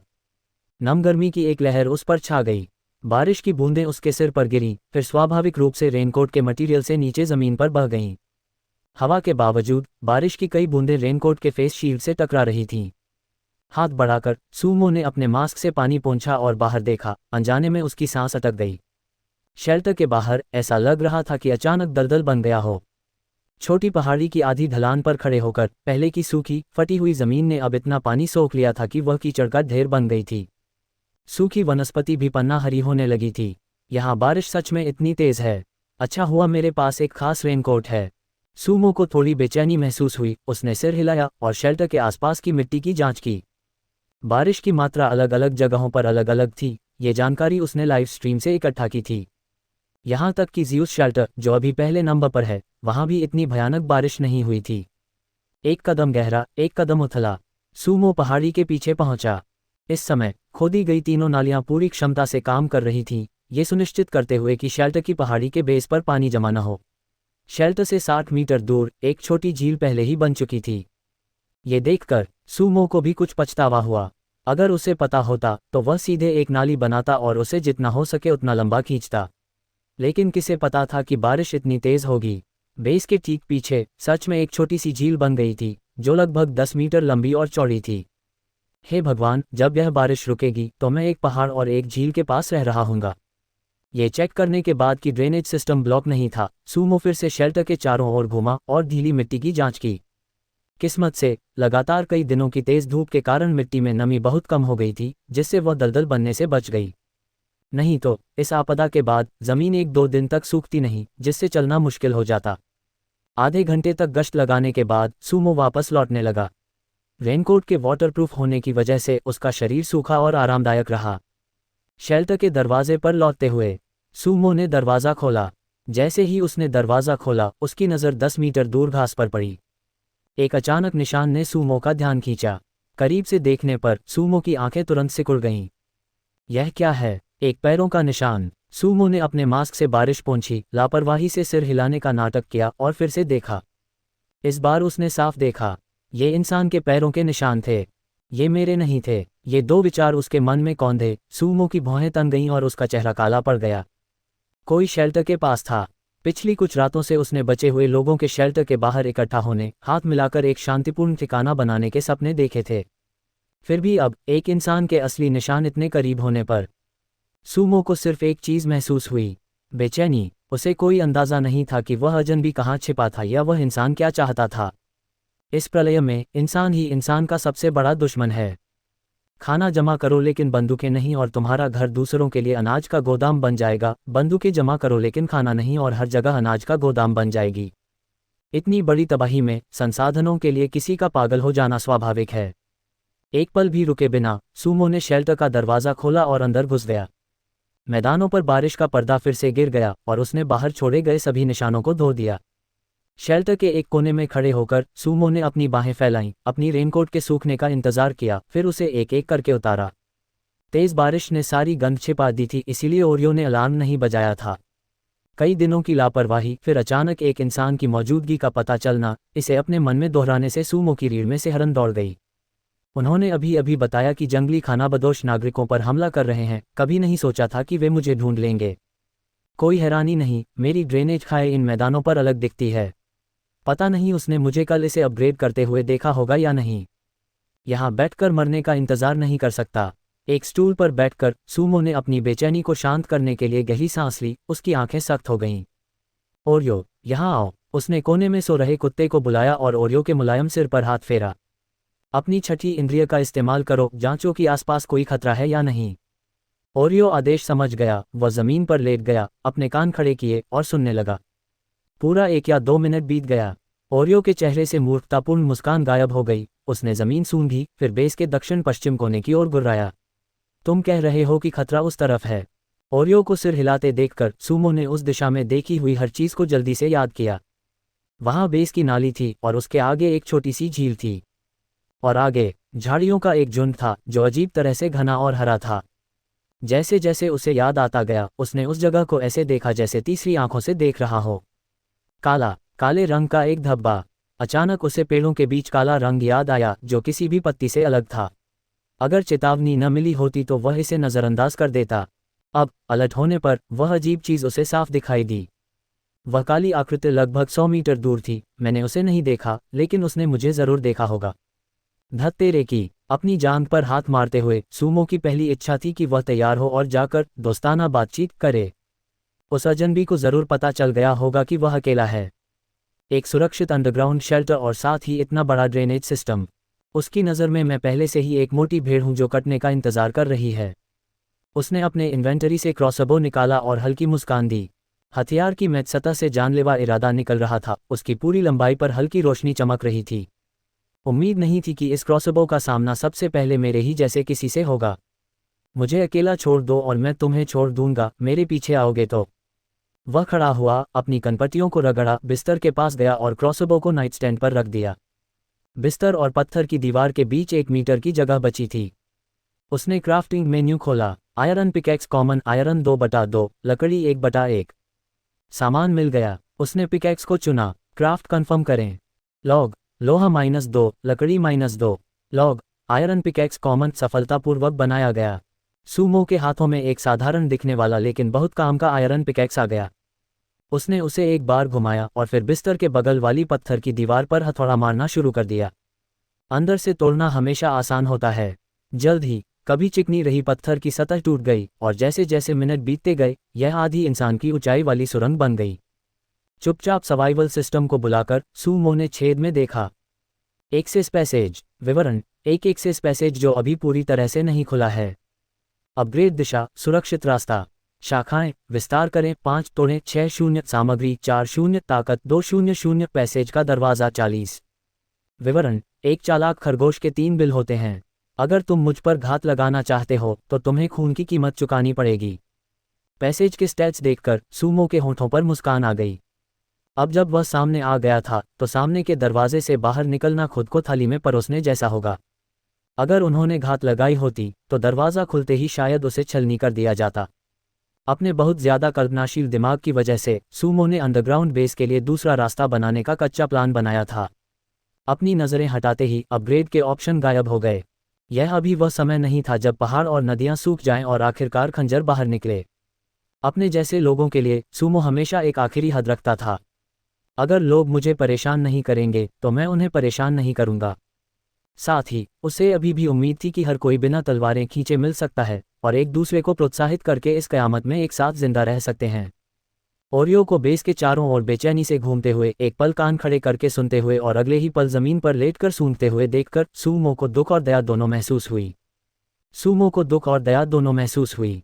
अच्छा बच्चा, अगर कुछ भी अजीब लगे तो मुझे जगा देना। मैं पहले थोड़ी देर सो रहा हूँ। उसने ट्रेडिंग मार्केट से म्यूटेटेड जानवर के मांस के 2 टुकड़े खरीदे, उन्हें ओरियो के कटोरे में रखा, उसमें थोड़ा सायोनिक पानी डाला, फिर पूरे कपड़े पहने ही बिस्तर पर वापस चला गया और सो गया। दिन का समय डरावना नहीं था। रात में ही खूनी सींग बजता था। उसे पूरी रात पहरा देने और अचानक होने वाले हमले से बचने के लिए अच्छी हालत में रहना था। तेज बारिश ऐसे हो रही थी जैसे पूरी दुनिया को एक प्रलय में डुबो देना चाहती हो। बारिश की आड़ में दुनिया शांत हो गई, कोई दूसरी आवाज नहीं बची। आधी नींद में सूमो ने धुंधला सा सपना देखा कि आज झूठा अलार्म था, कोई शेल्टर पर कब्जा नहीं करना चाहता था, कोई उसके पीछे नहीं पड़ा था। धीरे धीरे बाहर आसमान काला होने लगा, सूरज क्षितिज के नीचे डूब गया और अंधेरा छा गया। रात के अंधेरे में कोई आया। 5 परछाइयां शेल्टर के दक्षिण से नाली के किनारे से चुपके से आईं। पत्थर की नाली पर कदम रखते हुए वे धीरे धीरे बड़बड़ाते हुए आगे बढ़े। लानत है, इस लड़के की किस्मत तो कमाल की है, कौन जानता है कि उसने वह ब्लूप्रिंट कहाँ से लूटा। वह अपने शेल्टर में आराम से सो रहा है जबकि हम यहाँ बाहर हैं। मुझे कभी ऐसी किस्मत क्यों नहीं मिलती। चुप रहो स्कारलियू, हमारे लिए ये सब खराब मत करो। किस बात का डर, बस एक किस्मत वाला बच्चा है। अगर वह बाहर आने की हिम्मत करेगा तो मैं सबसे पहले उसे काट डालूंगा। स्कारलियू नाम का आदमी और भी ज्यादा हिंसक हो गया। लेकिन अगर वह बाहर नहीं आया तो हम फंस जाएंगे। सबसे बाईं ओर छोटे चूहे जैसे बालों वाले आदमी ने सब कुछ साफ साफ देखा और उन्हें जिस मुश्किल का सामना करना पड़ रहा था उसे बताया। सूमो का शेल्टर बहुत मजबूत था, इतना मजबूत कि जब उन 5 ने इसे पहली बार देखा तो वे हैरान रह गए। पत्थर के गेट पर पुराने पैटर्न खुदे हुए थे जो ऐसे लग रहे थे जैसे धरती से ही पैदा हुए हों, मिट्टी में बिना किसी जोड़ के लगे हुए थे। पहाड़ी से नीचे आने वाली नालियां भी पत्थर की बनी हुई थीं, जिससे वे हैरान रह गए। बॉस हुआंग, शायद ये थोड़ा कम है, क्या हम बस दस्तक देकर उससे उसका सामान ले लें और फिर भटकते रहें। पीछे चश्मे वाले आदमी ने आसपास का जायजा लिया, उसका चेहरा नर्म लग रहा था लेकिन उसके शब्द क्रूर थे। चश्मे वाले, लोगों को हैक करते समय तुम जरा भी नहीं हिचके। अब डर लग रहा है क्या। स्कारलियू ने आज जायजा लिया, अंदर सिर्फ एक कमजोर आदमी है जो किस्मत के भरोसे जी रहा है। दरवाज़ा खोलो और यह जगह हमारी है। आगे खड़ा बॉस हुआंग मुस्कुराया, उसके हाथ में आधी ऊंचाई का कांटेदार डंडा था जिसे देखकर बच्चे रात में रो पड़ते। सोचो, हम पूरे दिन म्यूटेंट को मारकर कितना सारा सामान इकट्ठा करेंगे। याद है हमने इन 2 दिनों में लोगों को मारकर कितना लूटा था। अपना दिमाग लगाओ और हिसाब लगाओ, क्या कोई आदमी म्यूटेंट जानवर से ज्यादा मुश्किल से मर सकता है। शेल्टर के अंदर ओरियो ने पहले ही सूमो को उसकी नींद से जगा दिया था। 3 सांसों में सूमो पूरी तरह होश में आ गया और बिस्तर से नीचे लुढ़क गया। उसने नाइट स्टैंड पर रखा सायोनिक पानी उठाया और एक ही घूंट में पी गया, क्रॉसबो उठाया और पलक झपकते ही लड़ाई के लिए तैयार हो गया। क्या ये कोई इंसान है या जानवर। उम्मीद की आखिरी किरण पकड़े हुए सूमो ने ओरियो को देखा। हाँ में जवाब मिलने के बाद सूमो का दिल पूरी तरह से ठंडा पड़ गया। सीढ़ियों से नीचे उतरकर सूमो ने अपना कान पत्थर के दरवाजे से सटा दिया, बाहर से आने वाली कोई भी आवाज़ सुनने की पूरी कोशिश कर रहा था। पत्थर के दरवाजे से उसे सिर्फ बाहर जमीन पर बारिश की टिप टिप और पत्थर के दरवाजे से टकराने की धीमी आवाज़ें सुनाई दे रही थीं। अचानक बारिश से अलग एक आवाज़ पत्थर के दरवाजे से छनकर आई। बॉस हुआंग, क्या मुझे उसे धमकाने के लिए दरवाज़ा खटखटाना चाहिए या इस घटिया दरवाजे को तोड़ने का कोई तरीका है। बीच बीच में आवाज़ें पत्थर के दरवाजे से आती रहीं। सूमो ने अपने हाथ में क्रॉसबो पर अपनी पकड़ और कस ली। आने वाले लोग दोस्त नहीं थे और वे काफ़ी सारे थे, निश्चित रूप से एक से ज़्यादा लोग थे। शेल्टर के बाहर जैसे जैसे पहला दिन खत्म हो रहा था, बारिश रुकी नहीं थी, बल्कि ये और तेज़ हो गई थी और भी ज़ोर से बरस रही थी। अभी पूरी तरह से अंधेरा नहीं हुआ था। काले बादलों के बावजूद क्षितिज पर रोशनी की एक पतली किरण अभी भी बनी हुई थी जिससे ज़मीन दिखाई दे रही थी। कभी कभी बिजली चमकती थी जिससे रेनकोट पहने और काली छतरियां लिए 5 आदमी दिखाई देते थे। ये रेनकोट आम पुआल वाले रेनकोट से अलग थे, इनमें बाहर रंगीन कपड़े के टुकड़े लगे थे ताकि हवा अंदर न जा सके। इस बच्चे की किस्मत सच में बहुत अच्छी है। मुझे नहीं पता कि उसे ऐसा शेल्टर कहाँ मिला, और दरवाज़ा भी पत्थर का बना है। बॉस हुआंग ने ज़मीन पर थूका और दूसरे हाथ से एक पत्थर की कुल्हाड़ी निकाली और पत्थर के दरवाजे पर 2 बार टैप किया। धीमी आवाज़ें सुनकर बॉस हुआंग का चेहरा थोड़ा बिगड़ गया। ये दरवाज़ा बहुत मोटा है, कम से कम 10 सेंटीमीटर। अगर हम सिर्फ इस पर हथौड़ा मारेंगे तो ये कल सुबह तक भी नहीं खुलेगा। हम नींव के चारों ओर खोदने की कोशिश क्यों नहीं करते? ये पूरी चीज़ पत्थर की बनी हो, ये नामुमकिन है, लियुबा ने बहुत अनुभवी दिखते हुए कहा। उसने अपने इन्वेंटरी से एक लोहे का फावड़ा भी निकाला और उसे घुमाया। बॉस हुआंग ने सुना और सिर हिलाया और आदेश दिए। ठीक है, लियुबा, शू ज़ाई, सन माजी, तुम तीनों एक जगह ढूंढो और खोदना शुरू करो। ग्लासेस, तुम उनके लिए रास्ता दिखाने के लिए टॉर्च पकड़ो और पत्थर के दरवाजे पर नज़र रखो ताकि वह अचानक बाहर न निकल आए। मैं चारों ओर देखता हूं कि अंदर जाने का कोई और रास्ता है या नहीं। उसके पास वेंटिलेशन न हो, ये नामुमकिन है।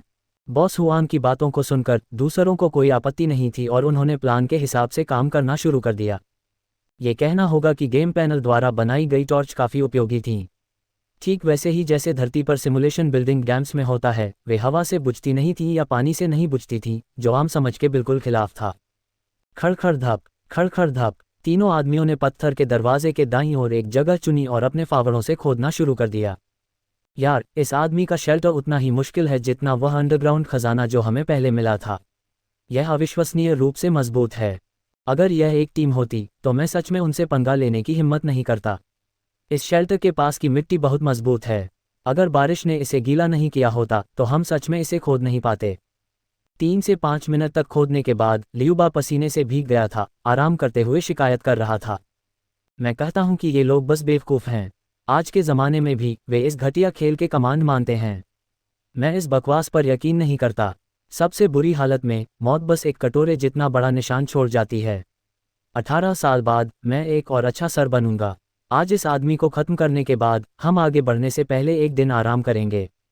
बस खोदते रहो, वरना बॉस हुआंग बाद में इसके बारे में कुछ कहेंगे, शू ज़ाई ने बिना ऊपर देखे कहा। क्या तुम्हें लगता है कि इस शेल्टर में कोई औरत हो सकती है? हम भाइयों के लिए उस दिन एक लड़की को पकड़ना आसान नहीं था, लेकिन वह बहुत जिद्दी थी और उसने खुद ही उसे ख़त्म कर लिया। नहीं तो वह हमारे साथ ऐशो आराम की ज़िंदगी जी सकती थी। सनमाजी ने गंदे तरीके से मुस्कुराया, ऐसा लगा जैसे वह कुछ दिन पहले के अपने कारनामों को याद कर रहा हो। वे तीनों कीचड़ में अपनी पीठ घुसाते हुए एक के बाद एक फावड़े निकालते हुए बकवास कर रहे थे। 10 मिनट से ज़्यादा समय के बाद जैसे ही वे अपनी फिजिकल लिमिट तक पहुंच रहे थे, वे आखिरकार शेल्टर की दीवार से टकरा गए। अब तक उन्होंने एक बड़ा गड्ढा खोद लिया था। बॉस हुआंग, हमने इसे खोद निकाला है। हमने इसे खोद कर निकाल लिया है। लियुबा ने जोश में चिल्लाकर बॉस हुआंग को बुलाया जो छोटी पहाड़ी के ऊपर खड़ा था। ये सुनकर बॉस हुआंग ढलान से नीचे भागा और गहरे गड्ढे के पास पहुंचा। चश्मा टॉर्च भी ले आया, जिससे गड्ढे का अंदर का हिस्सा रोशन हो गया। एक नज़र और वे पांचों हैरान रह गए। अरे यार, ये दीवार भी पत्थर की बनी है। यह क्या है? क्या यह आदमी एक्सकेवेटर लेकर ट्रांसमाइग्रेट कर गया? धत्तेरे की, मैं पत्थर की ड्रेनेज खाए और पत्थर का दरवाज़ा भी झेल सकता हूँ, लेकिन तुम कह रहे हो कि दीवारें भी पत्थर की बनी हैं। लियुबा और सन माजी कीचड़ और पानी से सने हुए गड्ढे में खड़े थे, एक दूसरे को हैरानी से देख रहे थे। एक तरफ हटो, मुझे देखने दो। दोनों को रास्ता साफ करने के लिए कहकर बॉस हुआंग ने तेजी से छलांग लगाई और गड्ढे में कूद गया, जिससे हर जगह कीचड़ फैल गया। उसने एक पत्थर की कुल्हाड़ी निकाली और खुले पत्थर पर टैप किया। यह अभी भी वही जानी पहचानी धीमी आवाज़ थी, जिससे पता चलता था कि पत्थर पक्का पतला नहीं था। खोदो, खोदते रहो। दरवाजे के आसपास का ये पूरा एरिया खोद डालो। मुझे नहीं लगता कि उसके पास इतने रिसोर्स हैं कि वह पूरे आसपास की जगह को पत्थर में बदल सके। बॉस हुआंग ने हिम्मत करके पत्थर का फावड़ा निकाला और खुदाई करने वाली तिकड़ी में शामिल हो गया। थोड़ी देर के लिए हर जगह कीचड़ उड़ रहा था। तेज बारिश में वे चारों मेहनती छोटी मधुमक्खियों की तरह थे जो तूफान में बिना थके रस इकट्ठा कर रहे थे। 1 मीटर, 2 मीटर, 3 मीटर, बाईं ओर 3 मीटर खोदने और पीले सफ़ेद पत्थर के अलावा कुछ न देखने के बाद वे चारों पत्थर के दरवाजे के दाईं ओर चले गए और वहां भी खुदाई शुरू कर दी। 3 मीटर और बाद शेल्टर के पत्थर के दरवाजे के चारों ओर कुल 6 मीटर की जगह दिख गई थी। पीले सफ़ेद पत्थर पर कुदरती पैटर्न की झलक थी, मानो उनकी बेकार की कोशिशों का मजाक उड़ा रहा हो। धत्तेरे की, मैं आखिर खोद ही क्यों रहा हूँ? लियुबा ने अपना फावड़ा ज़मीन पर फेंका, उस पर बैठ गया और मुंह फुलाने लगा। उन्होंने पहले भी खुदाई शुरू की थी। शाम के 6 बजे थे जब थोड़ी रोशनी थी और अब रात के 9 बजे बज रहे थे और चांद आसमान में ऊंचा था। पूरे 3 घंटे तक वे चारों मजदूरों की तरह काम करते रहे, किसी के शेल्टर के एंट्रेंस पर खुदाई करते रहे। ये कैसी बुरी किस्मत थी। तुम कहते हो कि इस बच्चे का शेल्टर इतना शानदार है, तो ये टॉप 10 शेल्टर की लिस्ट में क्यों नहीं आया? क्या यह मेरे साथ घटिया खेल खेल रहा है? सनमाजी भी पत्थर की दीवार को बदकिस्मती से घूर रहा था और मन ही मन कोस रहा था।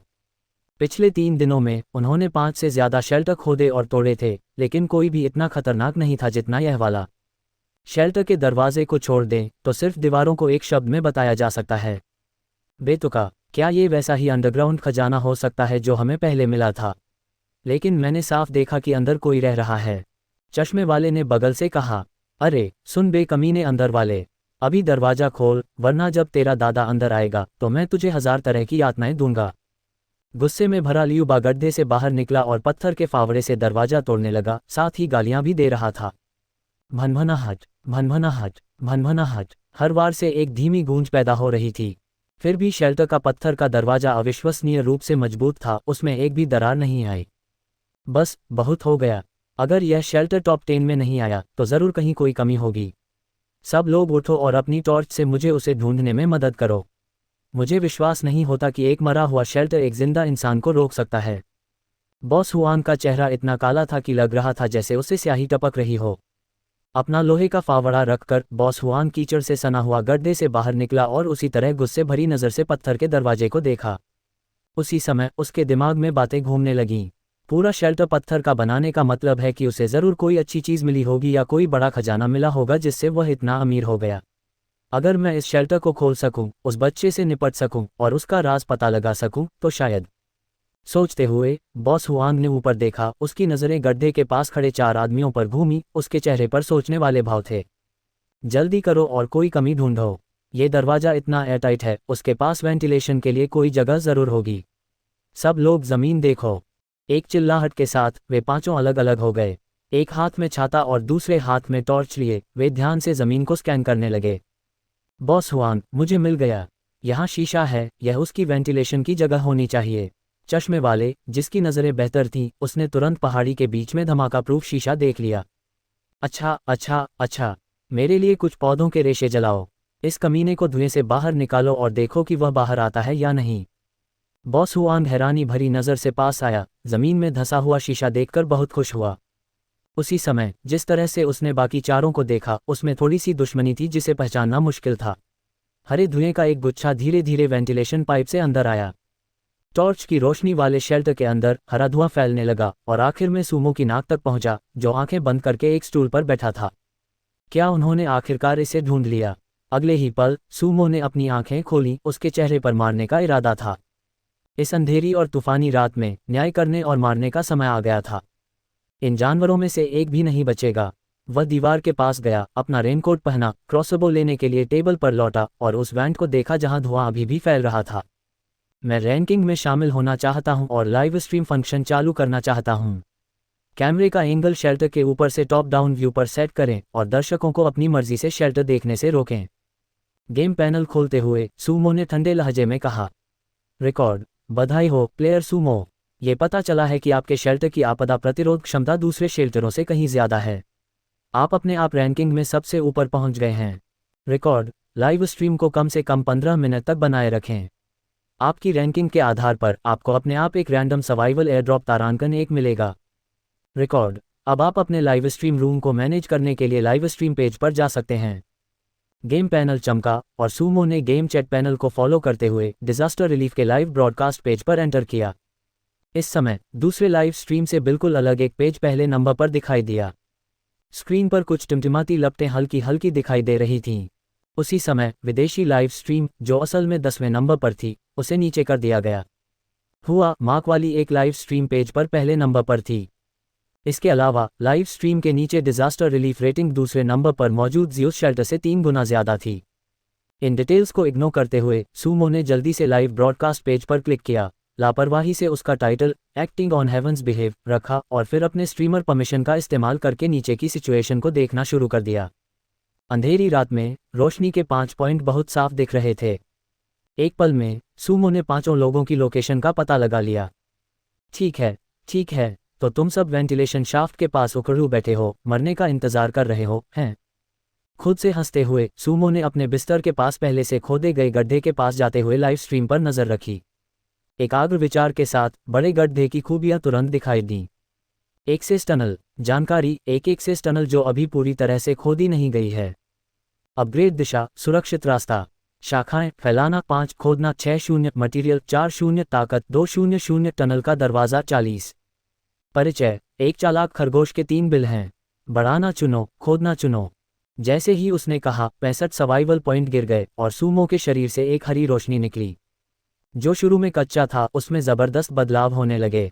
बड़ा छेद, जिसमें सिर्फ आधी हाइट ही आ सकती थी, सिस्टम की पावर से धीरे धीरे पिघलकर इतना ऊंचा हो गया कि एक बड़ा आदमी झुककर उससे गुजर सकता था। छेद की सतह चिकनी हो गई और पत्थर की दीवार में पूरा कट एक गोल आकार में बदल गया। छेद के अंदर की तरफ अंदर की मिट्टी पिघलती हुई तेजी से गायब होती दिखी। कुछ ही सेकंड में हरी लाइट वापस चली गई, जिससे पता चला कि मॉडिफिकेशन पूरा हो गया है। अपना सिर नीचे करके सूमो ने धीरे से अंदर कदम रखा। हालांकि वहां कोई सीढ़ियां नहीं थी, लेकिन सेफ रास्ते की मिट्टी दबाव के कारण बहुत सख्त थी और रैंप हल्का था। कुछ ही देर में सूमो आखिर तक पहुंच गया। आखिर में एक साधारण लकड़ी का बोर्ड था और हल्के से धक्का देने पर सूमो ने एक गैप बना दिया। उसकी नज़र हटी और सूमो को लाइव ब्रॉडकास्ट पेज पर लकड़ी के बोर्ड की जगह मिल गई। यह एसिड रेन लेक के सामने की तरफ खुला था। अगर उसे छेद के बारे में पता नहीं होता और उसने ध्यान से नहीं देखा होता तो उसे यहाँ कभी नहीं मिलता। लकड़ी का दरवाज़ा खोलकर वह शेल्टर से बाहर निकला। तेजाब की बारिश उसके रेनकोट और क्रॉसबो पर पड़ रही थी, जिससे क्रॉसबो के बोल्ट के रंग में कत्लेआम का एहसास हो रहा था। जमीन पर झुककर वह सावधानी से आगे बढ़ा। स्क्रीन पर चमकती जगहों को देखते हुए उसने आगे के रास्ते पर भी नजर रखी। सूमो बहुत सावधानी से आगे बढ़ा। अंधेरी बरसात की रात में अपने काले रेनकोट के साथ वह मौत की दरांती पकड़े हुए एक भयानक रीपर जैसा लग रहा था, जिससे रीढ़ की हड्डी में सिहरन दौड़ जाती थी। 1 कदम, 2 कदम, धीरे धीरे उसने न केवल लाइव ब्रॉडकास्ट में टिमटिमाती आग की रोशनी देखी, बल्कि सूमो की आंखों के सामने आग की रोशनी का एक बिंदु भी दिखाई दिया। चश्मा वाला। आग की रोशनी का इस्तेमाल करते हुए परछाई में छिपे सूमो ने आग की लपटों से रोशन चेहरा देखा। बिना आवाज किए सूमो ने अपने कदम बाईं ओर बढ़ाना शुरू कर दिया। पहला वार सबसे खतरनाक था। वह ये पक्का करना चाहता था कि वह उस आदमी पर हमला कर सके जिसके पास 5 में सबसे ज्यादा लड़ने की ताकत लग रही थी। उसकी नज़र हटी और आग की रोशनी का दूसरा पॉइंट दिखाई दिया। एक दागदार चेहरा, मोटी गर्दन, बहुत घमंडी लग रहा है। किसी इंसान की लड़ने की ताकत का अंदाज़ा लगाने का सबसे अच्छा तरीका है उसकी गर्दन और हाथों को देखना। जिसकी गर्दन मोटी होती है वह या तो मार्शल आर्टिस्ट होता है या उसमें बहुत ताकत होती है। ऐसे लोग आम लोगों से कहीं ज्यादा परेशान करने वाले होते हैं। तुम ही हो। दूर से जख्मी आदमी की गालियां सुनकर सूमो की आंखों की ठंडी रोशनी और तेज हो गई। जमीन पर लेटकर उसने ध्यान से क्रॉसबो को जमीन पर टिकाया, उछलते हुए जख्मी चेहरे पर निशाना साधा और धीरे से क्रॉसबो का ट्रिगर दबाया। वूश, धम्म, बारिश में एक चुभने वाली आवाज आई और इससे पहले कि सूमो उस आवाज की खूबसूरती को पूरी तरह समझ पाता, उसने दूर से जख्मी आदमी को अपनी छाती पकड़े लड़खड़ाते हुए जमीन पर गिरते देखा। जमीन पर गिरी और बुझने वाली टॉर्च का इस्तेमाल करते हुए सूमो ने देखा कि जख्मी आदमी की छाती के बीच में क्रॉसबो का बोल्ट धंसा हुआ है। यह एसिड रेन से खराब हुआ एक क्रॉसबो बोल्ट था। अगर यह सीने पर भी लगता तो एक ही गोली जानलेवा होने के लिए काफी थी।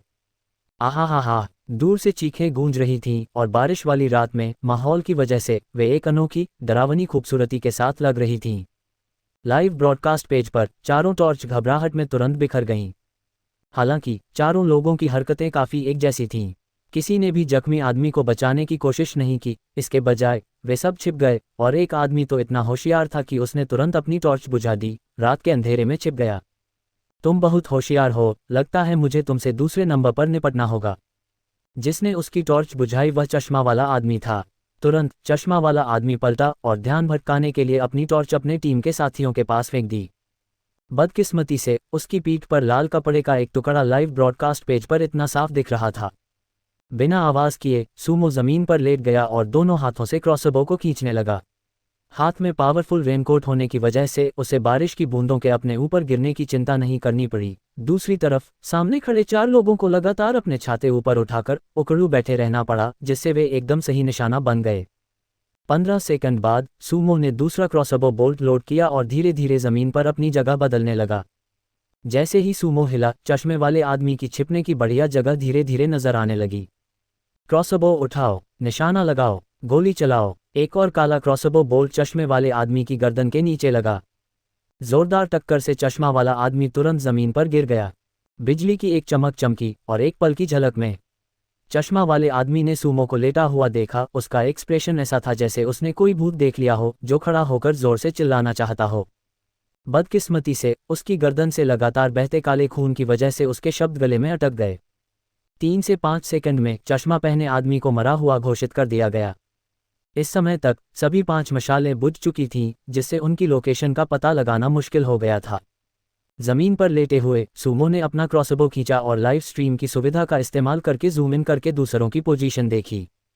पकड़ा। अपने मास्क के नीचे सूमो के होंठों पर हल्की सी मुस्कान आ गई। शायद मैं समझ सकता हूं कि शूटिंग गेम खेलने वाले कुछ लोग पूरा मैप विजन क्यों ऑन कर लेते हैं। उसके दिमाग में एक थोड़ा मज़ेदार विचार आया, जिससे सूमो का 2 डाकुओं को मारने का टेंशन कम हो गया। 30 सेकंड बाद क्रॉसबो खींच लिया गया। उसने अपनी पोजीशन बदली, अपना टारगेट ढूंढा, निशाना लगाया और गोली चला दी। एक और ठंडी रोशनी चमकी और उस दाग वाले आदमी की पीठ के निचले हिस्से में एक तीर लगा, जिससे बहुत ज्यादा काइनेटिक एनर्जी उसके पेट को चीरती हुई उसके पेट में धंस गई।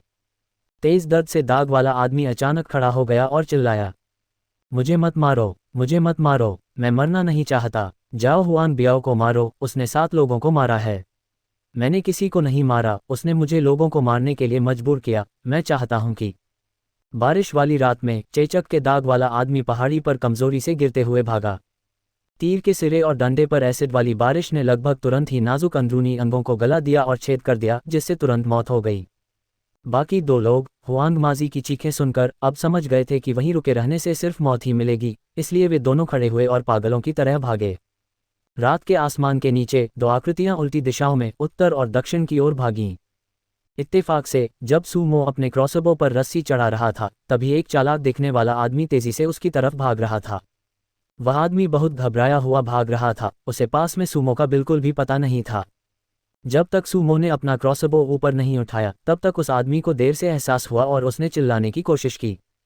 वूश! उसके शब्द गले में ही अटक गए और वह बेजान होकर गिर पड़ा। पीछा करो। लाइव ब्रॉडकास्ट पेज पर तेजी से चलती हुई आकृति को देखकर सूमो खड़ा हो गया, उस आदमी की तरफ देखे बिना ही, और दोनों हाथों से अपने क्रॉसबो पर रस्सी चढ़ाते हुए उसका पीछा किया। ये वही हुआंग बियाओ होगा जिसका उन्होंने जिक्र किया था। वह सच में एक बेरहम अपराधी है, उसका भागने का तरीका भी इतना सलीके वाला है। हुआंग बियाओ आसपास के इलाके से अनजान था और जैसे जैसे वह भागा, उसके कदम लड़खड़ा रहे थे, लेकिन उसकी स्पीड बहुत तेज थी। इलाके की जानकारी और रेफरेंस के लिए लाइव ब्रॉडकास्ट पेज की वजह से सूमो की स्पीड भी कम नहीं थी। जैसे ही दोनों एक दूसरे का पीछा कर रहे थे और भाग रहे थे, सूमो पीछे से तेजी से आगे बढ़ा और दूरी को लगभग 50 मीटर तक कम कर दिया। वह क्रॉसबो पकड़े हुए जॉगिंग कर रहा था, निशाना साधते हुए। एक काले तीर की परछाई चमकी, लेकिन क्रॉसबो का बोल्ट हुआंग बियाओ को उसकी तेज स्पीड में नहीं लगा। इसके बजाय ये गलती से छाते के हैंडल पर लगा और उसे 2 टुकड़ों में तोड़ दिया। ये देखकर सूमो जल्दी से जमीन पर लेट गया, अपनी इन्वेंटरी से 5 क्रॉसबो बोल्ट निकाले और उन्हें क्रॉसबो में लोड करना शुरू कर दिया, उसे स्ट्रिंग करने की तैयारी करते हुए। हुआंग बियाओ अभी भी भाग रहा था, उसका छाता टूट गया था और वह अनिच्छा से उसे उठाने के लिए वापस मुड़ा, बार बार चिल्लाते हुए, हीरो, हीरो, सन माजी की बातों पर विश्वास मत करो। मैं एक अच्छा इंसान हूं, मैंने किसी को नहीं मारा, उसने लोगों को मारा और मुझे फंसाया। मैं चाहता था कि बिजली की एक चमक कौंधी और हुआंग बियाओ ने सूमो को जमीन पर लेटे हुए अपना क्रॉसबो स्ट्रिंग करते देखा। उसके माथे पर ठंडा पसीना आ गया। अब जाकर उसने वह हथियार साफ साफ देखा जिसने बार बार 4 लोगों की जान ली थी। ऐसे हथियार के सामने उसे लगा कि अब भागने की कोई ज़रूरत नहीं है। मैं अपना सारा सामान छोड़ दूंगा। मुझे पता है कि एक जगह है, एक खंडहर जहां बहुत सारा सामान है। मुझे ये भी पता है कि लोग कहाँ हैं। मैं तुम्हें सब कुछ बता दूंगा, मुझे बख्श दो प्लीज़, हम सब धरती के हैं, इसलिए मेरी जान बख्श दो। हुआंग बियाओ ने अपने हाथ ऊपर उठाए, बार बार चिल्लाते हुए। ऐसा लग रहा था कि वह सरेंडर कर रहा है। हालांकि सूमो जमीन पर लेटे हुए अपना क्रॉसबो स्ट्रिंग कर रहा था। उसने लाइव ब्रॉडकास्ट पेज पर उसके छोटे छोटे कदमों को साफ साफ देखा। वह लगातार आगे बढ़ रहा था, करीब आ रहा था। तुमने कहा कि एक खंडहर है। कौन सा खंडहर? वह कहाँ है? सूमो को बोलते हुए सुनकर हुआंग बियाओ अभी भी आगे बढ़ते हुए, उसके चेहरे पर खुशी की एक झलक दिखी। यह ज्यादा दूर नहीं है, बस कुछ किलोमीटर दूर है। मुझे ये जमीन के नीचे मिला, इसके अंदर बहुत सारी अच्छी चीजें हैं, लेकिन हमारे भाई इसे खोल नहीं पाए, इसीलिए हमें भटकना पड़ा। लेकिन मुझे पता है बड़े भाई, आप ये ज़रूर कर सकते हैं। आपका बेस इतना बड़ा, इतना अच्छा है। आप इतने हैंडसम, इतने पावरफुल हैं, यह आपके लिए बिल्कुल भी मुश्किल नहीं होगा। बोलते बोलते हुआन बियाओ धीरे से लगभग 20 मीटर आगे बढ़ा और सूमो से 30 मीटर की दूरी पर पहुंच गया। इस दूरी पर एक सामान्य वयस्क सिर्फ 3 से 5 सेकंड में वहां दौड़कर पहुंच सकता था। हुआन बियाओ भी कोई अपवाद नहीं था। 5 या 6 मीटर और आगे बढ़ने के बाद हुआन बियाओ की आवाज़ और तेज़ हो गई। उस खंडहर में बहुत सारी अच्छी चीज़ें हैं और तुम्हारा सिर कहने के बाद हुआन बियाओ के हाथ में एक गदा आ गई। बारिश वाली रात में उसने एसिड रेन के नुकसान की परवाह किए बिना सीधे अपना छाता फेंक दिया और पागलों की तरह भागा। 20 मीटर, 10 मीटर, बिजली की एक तेज चमक कौंधी, इतनी दूरी से वह मास्क के नीचे सूमो का चेहरा लगभग देख सकता था। हालांकि एक ही पल में सूमो का चेहरा साफ देखते ही हुआन बियाओ का चेहरा अचानक निराशा से भर गया। अगले ही सेकंड एक क्रॉसबो का तीर उसके पेट में घुस गया। तुम सूमो हो? अपना पेट पकड़कर हुआन बियाओ कमजोरी से जमीन पर घुटनों के बल बैठ गया, उसकी आवाज कांप रही थी। तुम मुझे जानते हो? सूमो ने ठंडे लहजे में कहा जबकि दूरी बनाते हुए अपने क्रॉसबो पर तीर लगा रहा था। दुर्भाग्य से हुआन बियाओ के शब्द उसके होंठों से बाहर नहीं निकल पाए। बिजली की एक और चमक कौंधी और सूमो ने उस पल हुआन बियाओ के हाव भाव साफ देखे। यह अविश्वास और पछतावे का मिला जुला भाव था। रात के आसमान के नीचे 5 बुरे इरादों वाले डाकू हमेशा के लिए शेल्टर के पास गिर गए। खून ही एकमात्र निशान था जो उन्होंने अपने अस्तित्व को साबित करने के लिए छोड़ा था। मैं बस जीना चाहता हूं। अगर तुम मुझे जीने नहीं देना चाहते तो मैं तुमसे सिर्फ मरने के लिए कह सकता हूं। अपना क्रॉसबो रखते हुए सूमो ने हुआन बियाओ को देखा जो अभी भी जमीन पर तड़प रहा था, फिर ठंडे दिल से वापस मुड़ा और उसे खत्म करने के लिए आगे बढ़ा। हुआन बियाओ जिस तथाकथित विनाश रहस्य का जिक्र कर रहा था, उससे वह बिल्कुल भी आकर्षित नहीं हुआ। तेज बारिश लगातार हो रही थी, धीरे धीरे मुठभेड़ के निशानों को धो रही थी। दोनों पक्षों के बीच मुठभेड़ सिर्फ 3 से 5 मिनट तक चली, लेकिन पूरे लाइव ब्रॉडकास्ट को देखने वाले अरबों खिलाड़ी पूरी तरह से हैरान थे। ये दिन कब खत्म होंगे? यहाँ बारिश अभी भी रुकने का नाम नहीं ले रही है। एसिड रेन पहले से ही इतनी डरावनी है। मैं सोच भी नहीं सकता कि भविष्य में ये कैसी होगी। हे भगवान, सब लोग जल्दी से लाइव स्ट्रीम पेज चेक करो। हमारा चीनी शेल्टर टॉप पर पहुंच गया है। चीनी शेल्टर टॉप पर पहुंच गया। नहीं, ये सूमो का शेल्टर है। हे भगवान, इसने ज़्यूस के शेल्टर को पूरी तरह से कुचल दिया। जो लोग वर्ल्ड चैनल पर दुनिया खत्म होने का मातम मना रहे थे, वे अचानक एक उन्माद में बह गए और एक पल के लिए वर्ल्ड चैट जो लगातार स्क्रॉल हो रही थी, शांत हो गई। उसकी जगह अनगिनत लोग डिजास्टर रिलीफ चैनल में उमड़ पड़े। इस समय सूमो का लाइव स्ट्रीम पहले पेज पर प्रमुखता से दिख रहा था। टाइटल: भगवान की ओर से काम करना। कमरे के नाम के बगल में एक विशाल चीनी अक्षर जो एक बड़े ड्रैगन जैसा दिख रहा था, मार्क किया गया था, जिससे लोग उसे भर गए। लाइव स्ट्रीम पेज पर क्लिक करने और ऊपर से कैमरे से शेल्टर का पूरा नज़ारा देखने के बाद वूश, एक ही पल में बुलेट कमेंस एक उफनती बाढ़ की तरह आ गए। हे भगवान, मैंने गलत तो नहीं देखा। ये हमारे चीनी लोगों द्वारा बनाया गया शेल्टर है। हे भगवान, उसके शेल्टर के ऊपर देखो, 3 पत्थर के ड्रेनेज पाइप हैं। सू गॉड के शेल्टर में कितने लोग हैं? अपनी जिंदगी में मैं सू गॉड के शेल्टर में शामिल होना चाहता हूँ। आखिरकार टॉप 10 में एक अंडरग्राउंड शेल्टर है। मुझे लगा था कि कोई भी अंडरग्राउंड जाना नहीं चुनेगा। कुछ समय के लिए जो नए दर्शक आए, उन्होंने जोश से चर्चा की। एक अंडरग्राउंड शेल्टर का अचानक दिखना बहुत नया था, जिससे जो लोग पूरे दिन जमीन के ऊपर के शेल्टर देख रहे थे, वे हैरानी से चिल्ला उठे। हालांकि स्क्रीन पर अचानक एक गलत समय पर बुलेट कमेंट आया। हे, क्या ये चीनी शेल्टर है? इस मौसम में भी वे शेल्टर के सदस्यों को ड्यूटी पर बाहर जाने के लिए मजबूर करते हैं। बेकार। ऊपर ज़्यूस का बेकार शेल्टर। तुम्हें किस बात का गुस्सा आ रहा है? मैं अभी तुम्हें चाकू दूंगा। अभी भी? हे, मैं तुम्हारा मुंह फाड़ दूंगा। क्या तुमने रेटिंग चेक नहीं की? हमारे चाइनीज शेल्टर की रेटिंग तुम्हारे बेकार शेल्टर से कितनी ज़्यादा है? बेकार अमेरिकियों, हमारे शेल्टर के लाइव स्ट्रीम से बाहर निकलो। तुम्हारा यहाँ स्वागत नहीं है। ज़्यूस के शेल्टर के अंदर ये चाइनीज़ आदमी बहुत नफरती है। उसने ज़रूर पहले से तैयारी की होगी, बस अचानक टॉप पर पहुंचकर पॉपुलैरिटी हासिल करने और मेंबर भर्ती करने का इंतज़ार कर रहा था। अनगिनत गुस्से वाले यूजर्स को गालियां देते देखकर ज़्यूस का प्रवक्ता, बड़ी दाढ़ी वाला आदमी, टूट गया। उसके विचार तेज़ी से स्क्रीन पर टाइप हो रहे थे। हालांकि हर बार जब वह कोई मैसेज भेजता तो सैकड़ों या हज़ारों जवाबी हमले एक साथ बुलेट कमेंट्स में दिखाई देते। लानत है, उनका बेकार शेल्टर जल्द ही प्राकृतिक आपदाओं से तबाह हो जाएगा। उसने अपने हाथ में पकड़ा लकड़ी का कप जमीन पर पटक दिया। वह इतना गुस्से में था कि लगभग आग बबूला हो रहा था। सिर्फ नेटिजन्स ही नहीं टूट रहे थे, बल्कि इस बात पर ज्यादा हैरानी थी कि कोई शेल्टर उनके शेल्टर से इतना बेहतर कैसे बना सकता है। बेसल, चिंता मत करो, उसका शेल्टर मैदानों में है। शायद वह लकी था और उसे कोई आइटम मिल गया, इसीलिए यह इतनी तेजी से डेवलप हुआ। शेल्टर बनाने के मामले में वह हमारी बराबरी नहीं कर सकता। हमारे स्केल को देखो, मुझसे बेहतर शेल्टर बनाना कोई नहीं जानता। बेसल के बगल में बैठा सुनहरे बालों और सुंदर चेहरे वाला एक अधेड़ उम्र का आदमी धीरे से बोला। मुझे बस गुस्सा आ रहा है। बड़ी दाढ़ी वाला बेसल बोलने ही वाला था, लेकिन अगले ही सेकंड लाइव स्ट्रीम स्क्रीन देखकर उसके शब्द गले में अटक गए। अंधेरी बारिश वाली रात में सभी लाइव स्ट्रीम देखने वालों ने देखा कि शेल्टर के पीछे से एक आकृति भूत की तरह निकली और चुपचाप जमीन पर बैठे 5 लोगों के ग्रुप के पास पहुंची, जिन्हें गलती से शेल्टर मेंबर समझा जा रहा था। हालांकि वे देखने की दूरी को जूम इन नहीं कर सकते थे, लेकिन इस एंगल से हर कोई सुमो के हाथ में जानलेवा हथियार साफ देख सकता था। यह एक क्रॉसबो है, एक तेज क्रॉसबो। कोई इस चीज को हाथ से भी बना सकता है, ये तो पागलपन है। नहीं, अगर तुम कहते हो कि सू गॉड 8वें लेवल का फिट है तो मैं तुम्हारी बात मान लेता हूं, लेकिन अभी कुछ ही दिन हुए हैं और उसके पास पहले से ही इतना खतरनाक हथियार है। लगता है ये 5 लोग सू गॉड के शेल्टर के नहीं हैं। तुम सब हथियार पर ध्यान दे रहे हो, लेकिन क्या सिर्फ मैंने ही देखा कि सू गॉड के शेल्टर के पीछे एक छोटा रास्ता है जिससे वह बाहर आ सकता है। मैं घुटनों पर हूँ, मैं घुटनों पर हूँ। ऐसा सुपर शेल्टर बनाने के लिए कितनी बड़ी टीम चाहिए। सू गॉड का रेनकोट हमारे रेनकोट से कहीं ज्यादा एडवांस्ड है। उफ, लोगों की तुलना करने से बस गुस्सा आता है। ब्लॉकबस्टर फिल्म की तरह सीन को देखकर और सूमो की फुर्तीली चाल देखकर लाइव स्ट्रीम की पॉपुलैरिटी आसमान छू गई। रात का समय था और ज्यादा मुश्किल हालात में कुछ ही लोग थे जो अभी तक लाइव स्ट्रीम पेज से नहीं जुड़े थे। इस समय दुनिया भर में अरबों लोग इस हत्या के लाइव ब्रॉडकास्ट को देख रहे थे।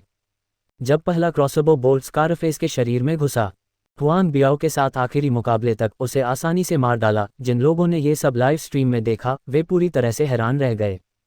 साफ और निर्णायक, बिना पलक झपकाए मार डाला। जल्लाद, राक्षस राजा, चीन का नंबर 1 शेल्टर, अच्छी तरह से लैस, शानदार, सपनों का राजकुमार, इसे हटा दो। मेरी आंखों की नज़र से पक्का हो गया, मुझे सही इंसान मिल गया है।